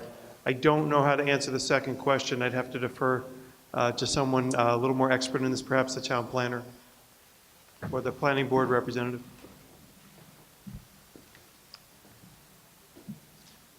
Bill Nemser, town planner. Could you repeat the second, your So, on the design standards, was it? yeah, so the section minimum design and construction standards, would that apply to the off-site units? Yes, the units must be constructed to equivalent quality on the exterior and on the interior. The difference being that certain upgrades that are found in the interior would not necessarily be applicable. Except for in the case where you're using existing construction. That would be something, if something like that came before the planning board, that would have to be worked out in a special permit. So there are circumstances that would have to be addressed, but the law is clear that the units must be equivalent. It seems to me that the citing of the affordable units wants to show that people can be living together and not be segregated or ostracized for their income. And the off-site unit seems to go against that. So it's incompatible, in my opinion, the two uses. Understood, and I can assure you, this process has been worked out over the last 2 years, and that is not the intent at all. And there's, in any circumstances where there was a potential for off-site units that would require a special permit, would have to go through a process that would involve review by the state as well, and I think that would be caught there. But there are going to be circumstances that require individual permitting and individual research for each of the circumstances to come to a conclusion that's legal and meets the spirit of the law. It is not to segregate. The one clue was when you had mentioned not desirable. So that was sort of what I cued in on. So I When appreciate they're what not you desirable. appreciate what you're saying, but the choice is not the developers, it's the planning boards. Okay. So the developer either would be stopped from not including the affordable housing on the site, or the location off-site would be approved or would be done with the approval of the planning board. Okay. Thank you. Good question. I recognize the microphone to my right. Eve Schluter, 10 Chandler Street. I'm just curious because there's a lot of projects coming up now in town for residential development. Would this bylaw be applied if we pass this tonight to those projects, or have they already, because they've submitted something preliminary, grandfathered, quote-unquote, themselves into not having to comply with this bylaw? It's a terrific question, and actually came up while we were vetting out all these details.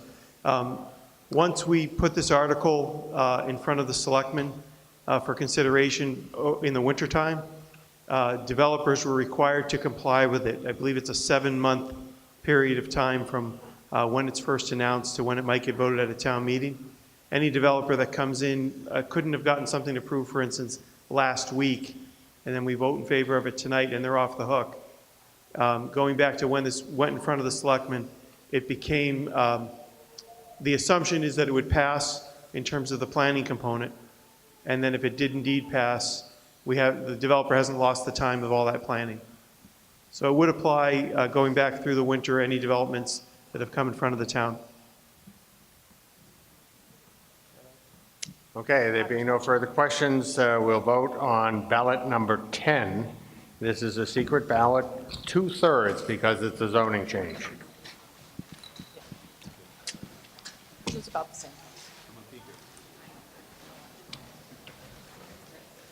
have to have a building permit or special permit in hand prior to the advertisement in order to be grandfathered.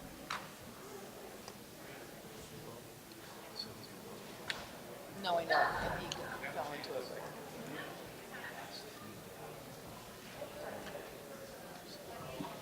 All right, so that wasn't as long as I thought.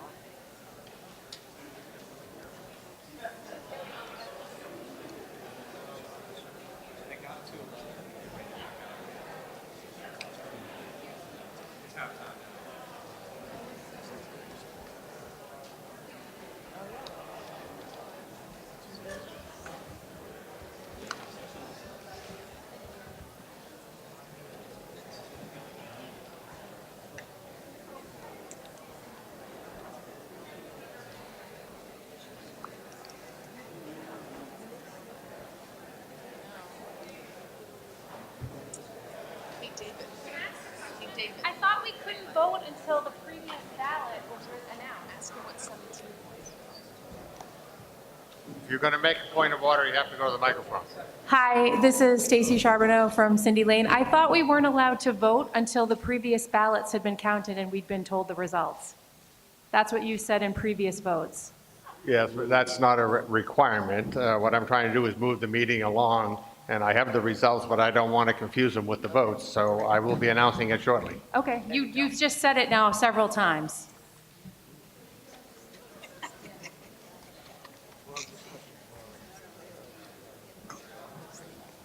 Okay, so results of Article 17, 42 no, it needed 83 or better to pass, and it got 190, so it passed.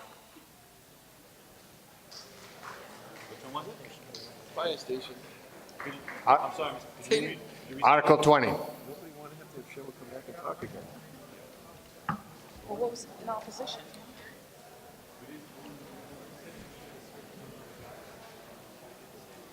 He will be moving Article 20, but I will allow some discussion of Article 21 at the same time.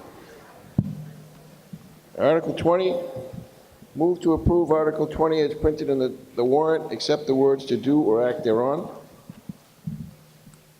Do I have a Finance Committee recommendation? Finance Committee recommends. Article 20 is a appropriation of an overlay surplus, and the overlay surplus is a surplus fund controlled by the Board of Assessors, and its purpose is to cover the appropriated property tax levy when individual tax assessments are lowered for a variety of reasons. And the Board of Assessors annually votes to retain or release the overlay depending upon the predicted future needs. So we're looking to release the overlay, in this case, to pay for our snow and ice deficit this year. And this is $150,000, which is just a portion of the snow and ice deficit for 2018-19.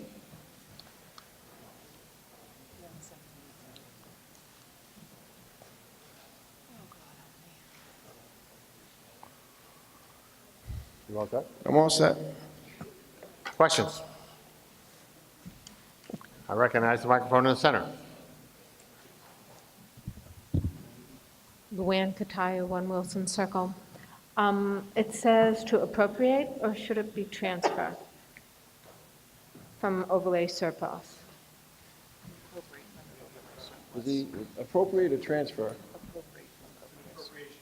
It's an appropriation? Okay, thanks. That means in a secret ballot. Any other questions? 2/3 majority. Any other questions? Okay, vote on Article 20. You will be using ballot number 11, and this is a majority secret ballot.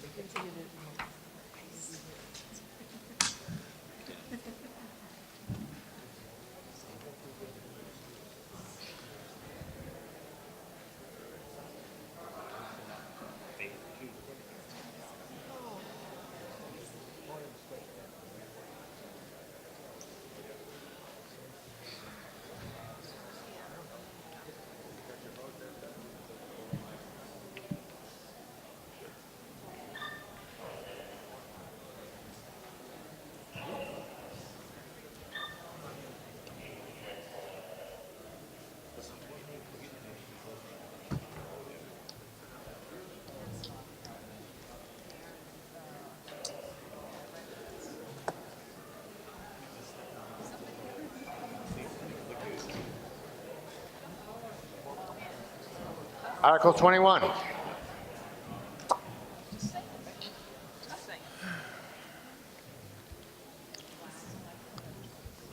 Move to approve Article 21 as printed in the warrant, except the words "to do or act thereon," and this is our certified free cash appropriation. Do I have a Finance Committee recommendation? Finance Committee recommends.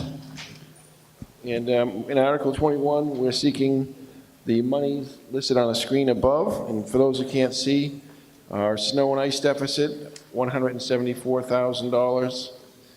Towards our master plan, $49,000. Towards OPEB, $50,000. Road and sidewalk projects, $360,000. Fowler Field improvements, $80,000. Fowler School HVAC improvements, $60,000. And Fire Department power stretcher, $20,000. And I'm done. Okay, discussion.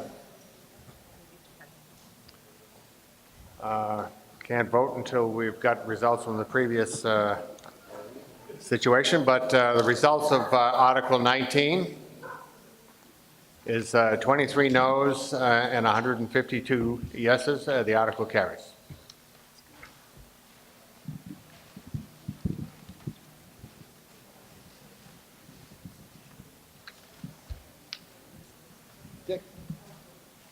Dick. Sorry. Cornelia Keenan, Great Road. What is a power stretcher? Sounds like something from the Inquisition, but.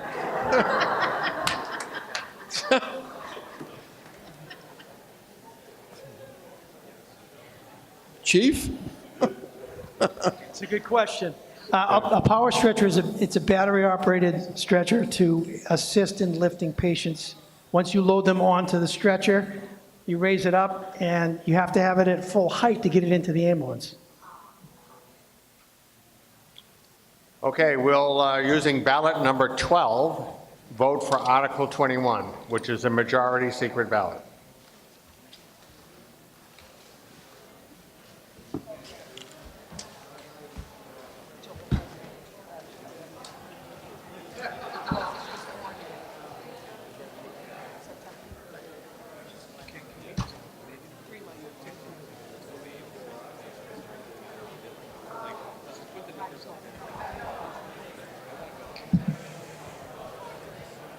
No, it's good. Dog.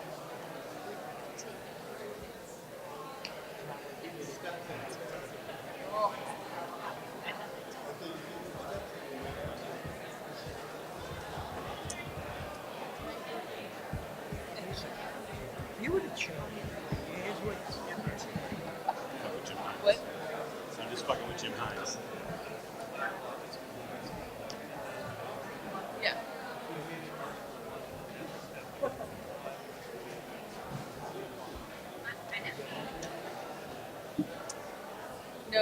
not effective until the Attorney General approves it.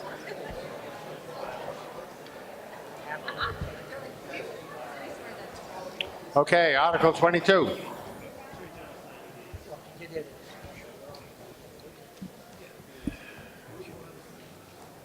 Move to approve Article 22 as printed in the warrant, except the words "continued on separate sheet if required," and to do or act thereon.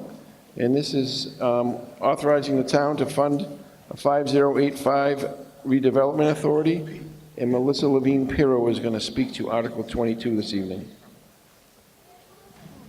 Do I have a Finance Committee recommendation? Finance Committee recommends. Melissa?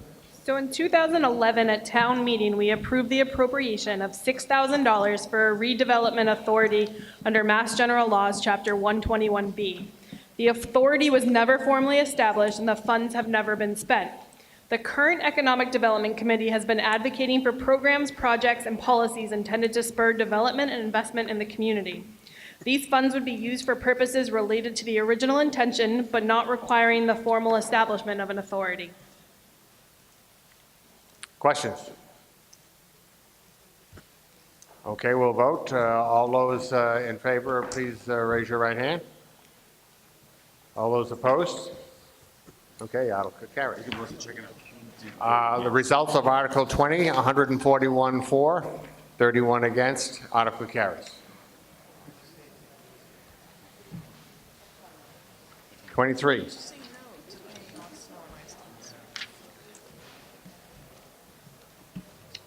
Article 23, move to approve Article 23 as printed in the warrant, except the words "to do or act thereon." This is our sewer capital equipment, and Aaron McCloskey is going to speak to Article 23 this evening. Do I have a Finance Committee recommendation? Finance Committee recommends.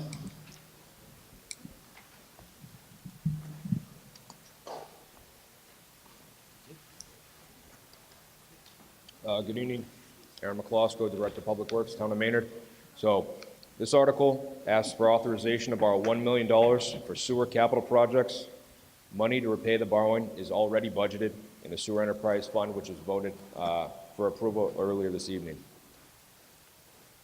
The Town of Maynard has completed 4 years of inflow, infiltration analysis, and inspections of the sewer collection system throughout the town. The assessment has identified multiple sewer rehabilitation needs throughout the system. This article asks the town to approve funding for construction to repair, replace, and improve multiple sections of sewer main and manholes throughout the system. These repairs are needed to ensure that the town is able to maintain compliance with our discharge permit and provide adequate sewer collection services to the residents and businesses in Maynard.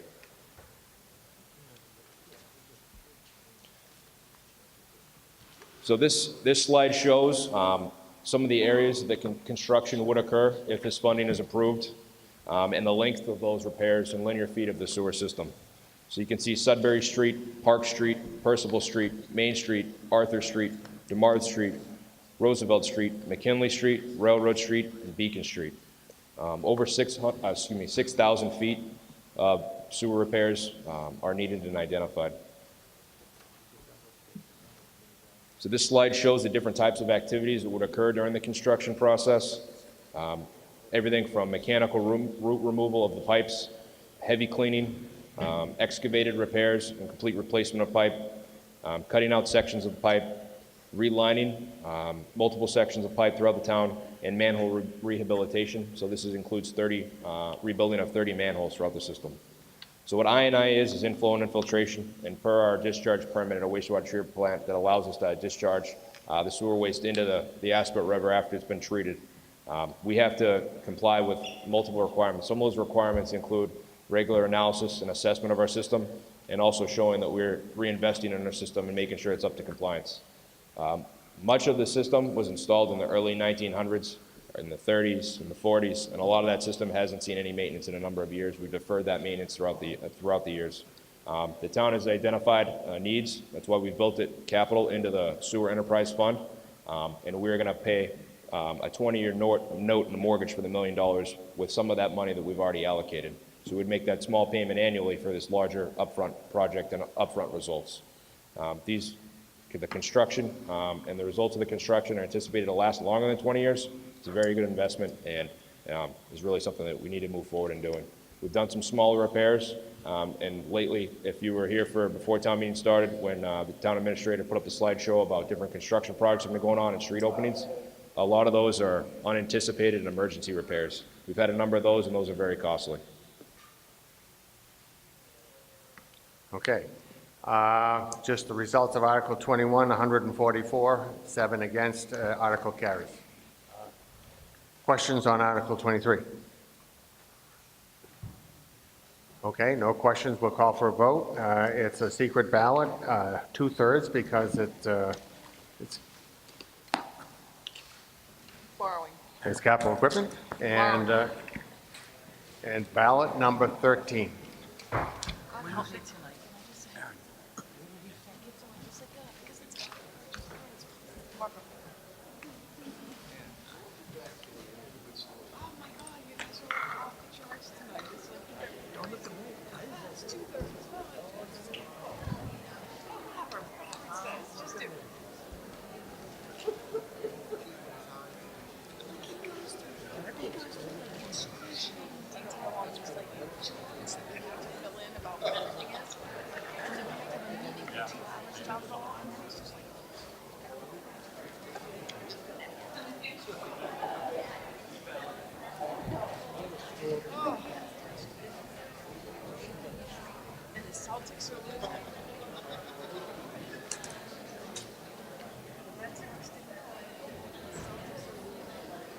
Okay, Article 24.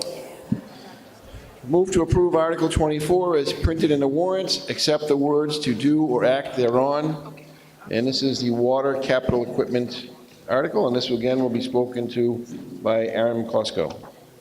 Do I have a Finance Committee recommendation? Finance Committee recommends.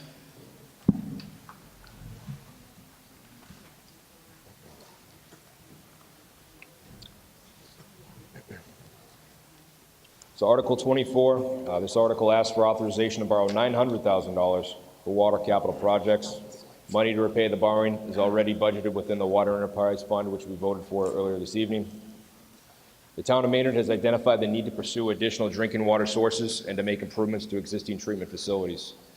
The town has worked closely with state regulatory agencies, local officials, and water engineering experts to identify appropriate solutions for the town. This article asks the town to approve funding for the construction and engineering of process improvements to an existing treatment plant, the installation of a replacement well, and to pursue new drinking water sources. These are all items which need to be completed to ensure that the town can continue to provide safe drinking water and fire protection for the residents and businesses in Maynard. So capital equipment, so these are the list of the 4 projects that this $900,000 would be funding. The first project is a Rockland Avenue treatment plant well replacement. It's a replacement of well 06G. This is a well that failed in early March. We had some water quality issues with it in the fall. We took it offline. We attempted to move the well. It's a 400-foot deep bedrock well, and that well broke 70 feet below grade. So we've been working with Mass DEP on a replacement plan. We've already filed permits and begun that process. We're going to be abandoning the existing 06G as it's no longer feasible and replacing it with a new well literally 12 feet away. We've been working with our engineering consultants at Stantec and hydrogeologists at GeoInsight, as well as Mass DEP on a replacement plan and expediting that process as we move forward. The second project is the Old Marlboro Road water treatment plant upgrade. So we have a water treatment plant and 3 wells behind Old Marlboro Road. 2016, we had some issues with our distribution system. We had elevated levels of trihalomethanes, which I'm sure most of you have heard about. Since then, we've corrected that issue. We've worked closely with Mass Department of Environmental Protection under an administrative consent order. We've invested hundreds of thousands of dollars in this system, into our processes and improvements. They've outlined multiple requirements which we've had to meet over the last couple of years.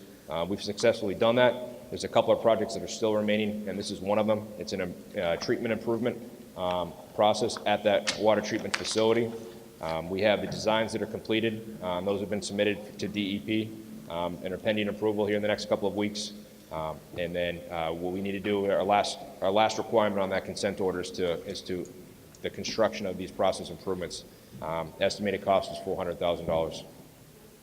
Well 4A pump test. So well 4A is a well field which we're exploring right now. We have permits into Mass DEP and been working closely with them. That's an additional source that we would process through our well 4 treatment facility, which is located just south of this building on the service road at a well 4 treatment facility.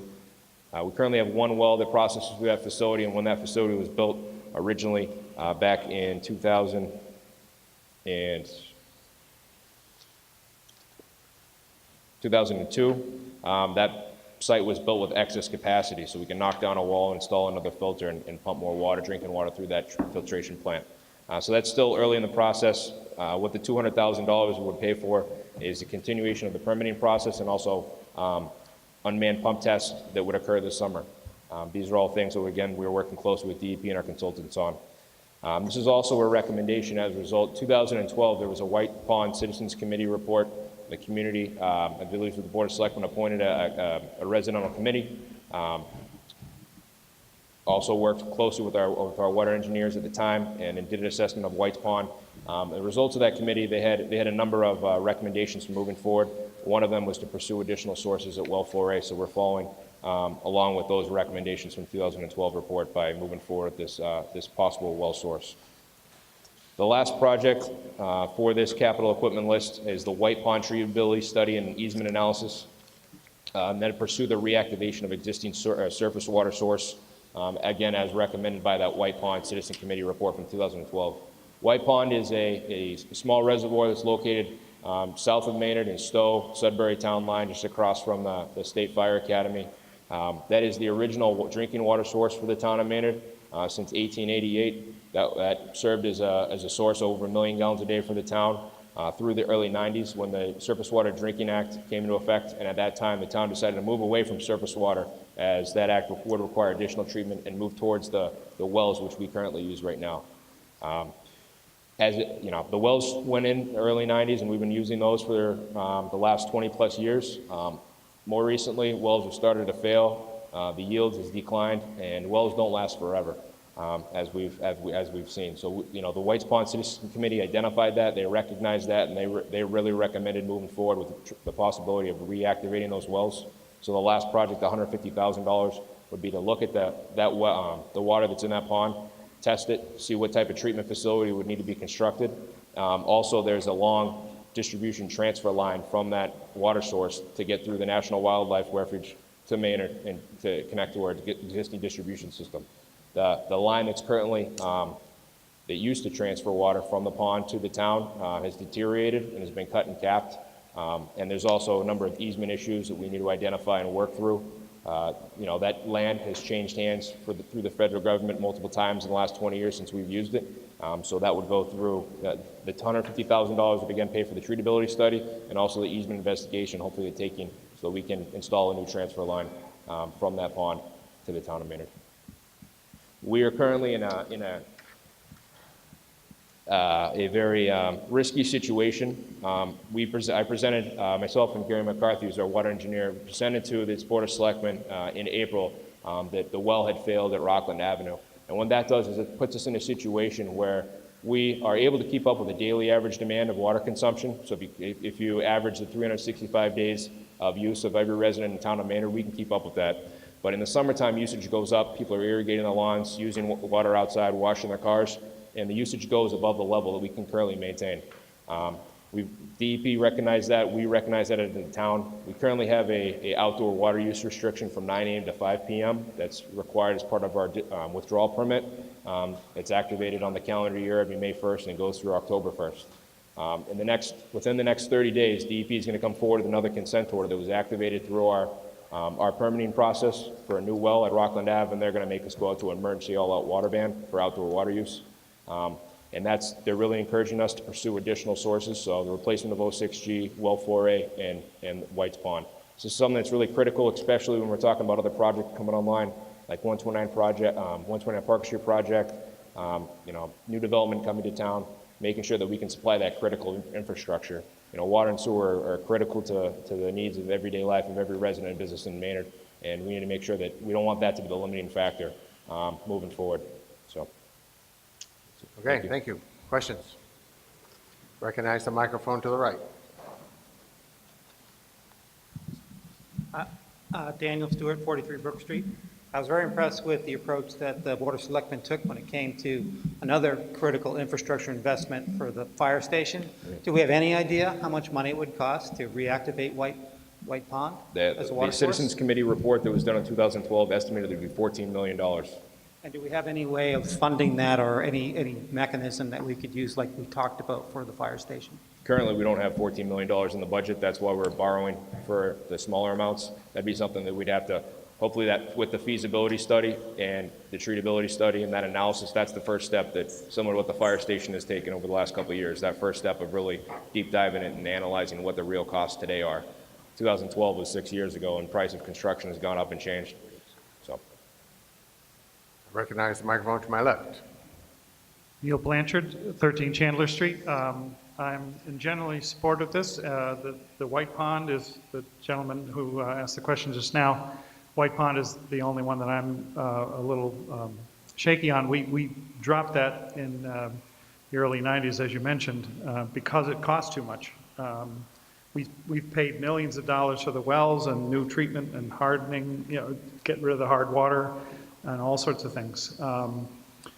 14 million is way more than we spent on all of those over this past 25 years, I think, going on memory. But anyway, my question is about the Superfund capped site that's in the west side of the Sudbury Annex. That's relatively close to the White Pond. Is there any chance that we need to make sure that that's not leaching into that groundwater source? I'm going to introduce Gary McCarthy, who's our engineer from Stantec. Yes, okay.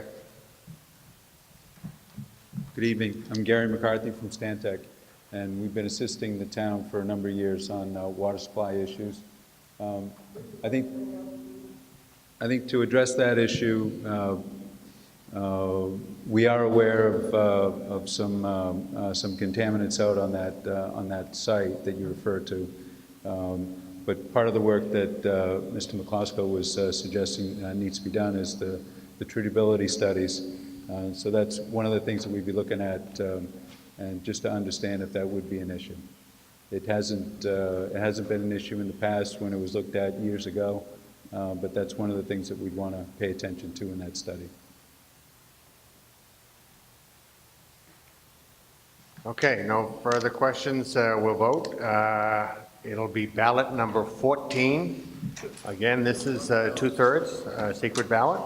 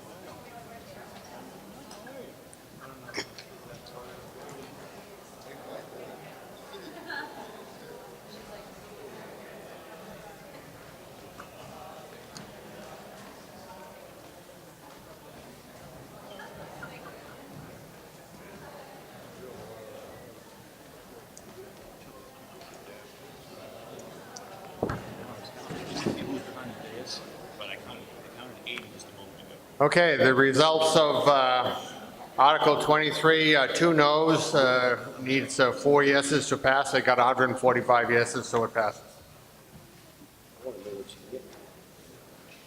Article 25.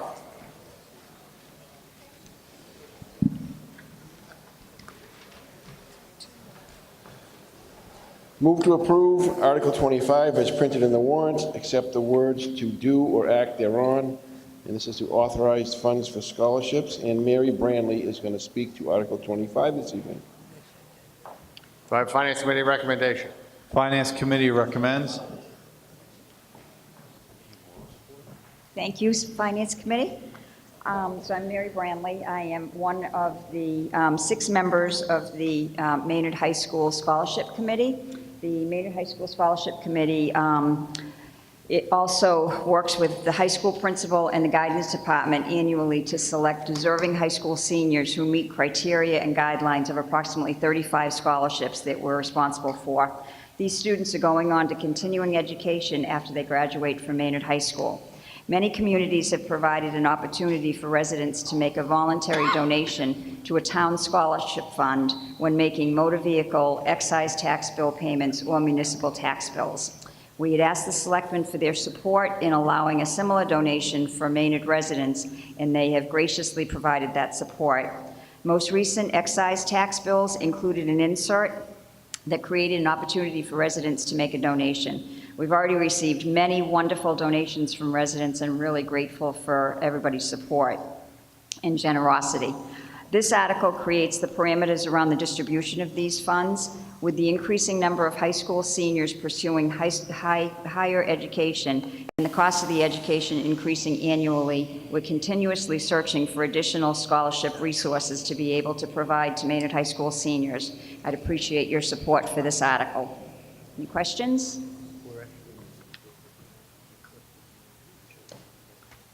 I recognize the microphone on my left.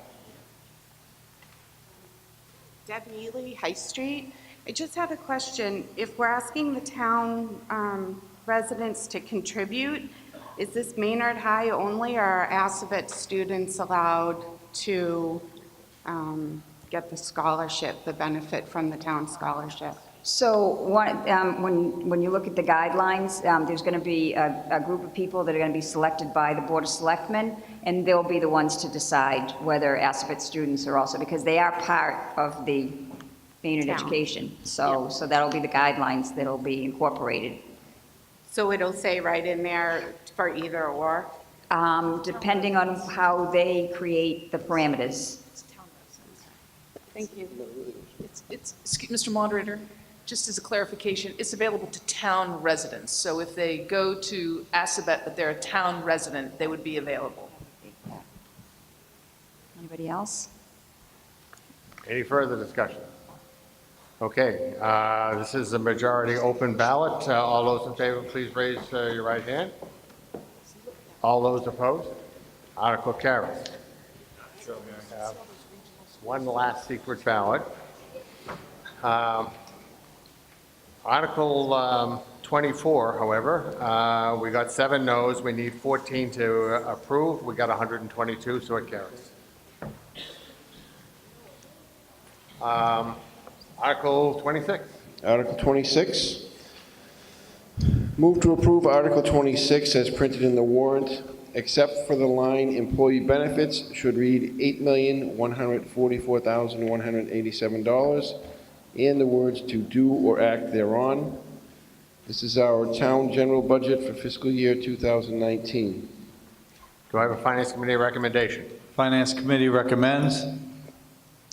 So in Article 26, we're looking to see if the town will vote to raise and appropriate, transfer from available funds or otherwise provide to meet the salaries and wages of town officers and employees, expense and outlays of the town departments, and other sundry and miscellaneous but regular expenditures necessary for the operation of the town for the fiscal year 2019, which runs from July 1st, 2018 through June 30th, 2019, and further to accept and expend federal and state funds to offset certain salaries or expenses or overlays. And this is a budget that was presented to the town department heads and schools on February 10th, as required by town charter in the library. Good. Questions?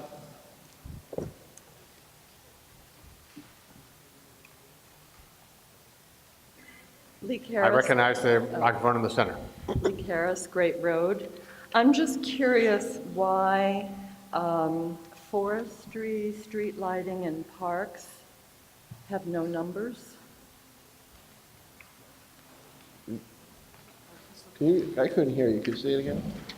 I said, in Appendix A, the budget, the general fund, bottom of page 38, forestry, and on the next page 39, street lighting and parks, none of those have any numbers in them. implying there's no activity, no operation in those areas. We've incorporated those numbers into other budgets. Streetlights under highway, forestry, and parks are in Parks and Cemetery Department to consolidate, so there's less account numbers. Thank you. Thanks. Any additional questions? Okay, here goes 42 minutes. This is a secret ballot, ballot number 15.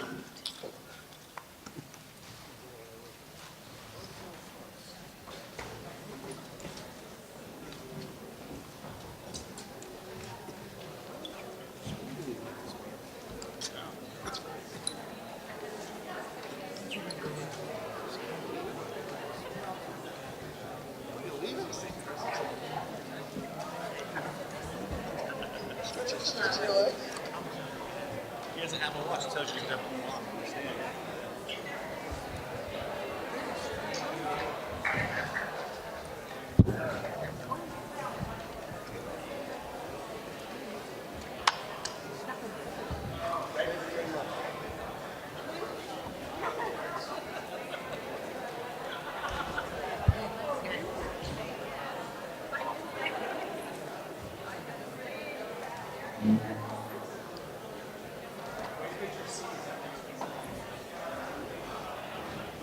While we're waiting for the final tally, I would like to express thanks to the counters tonight for all of the work that they've done collecting the ballots.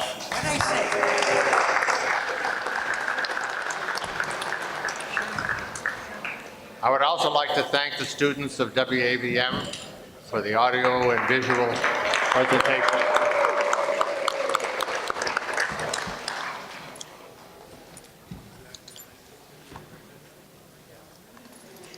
I said 30 minutes.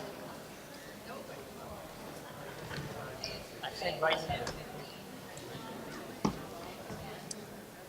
And I'll remind you again, there's a sign-up sheet for anybody who would like to volunteer for positions in the town. We'd love to have you on board.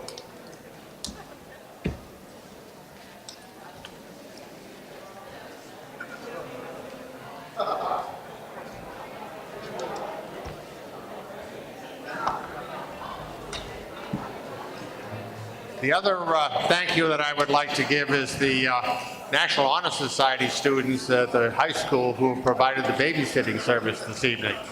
And they do a wonderful job, and it's very convenient for parents who do want to attend but have young children. So we thank them as well.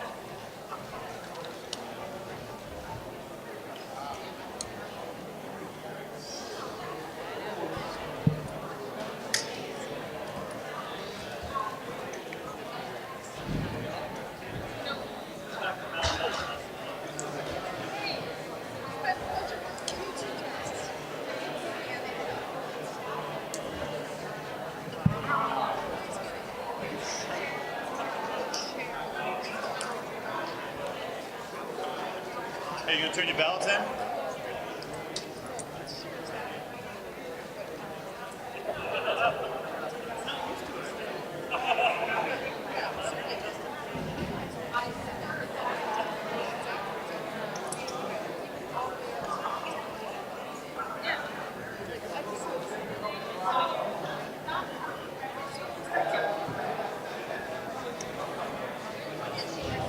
We have 118 for and 6 against. The motion carries. We have completed town meeting. Bill Coleman, Howard Road.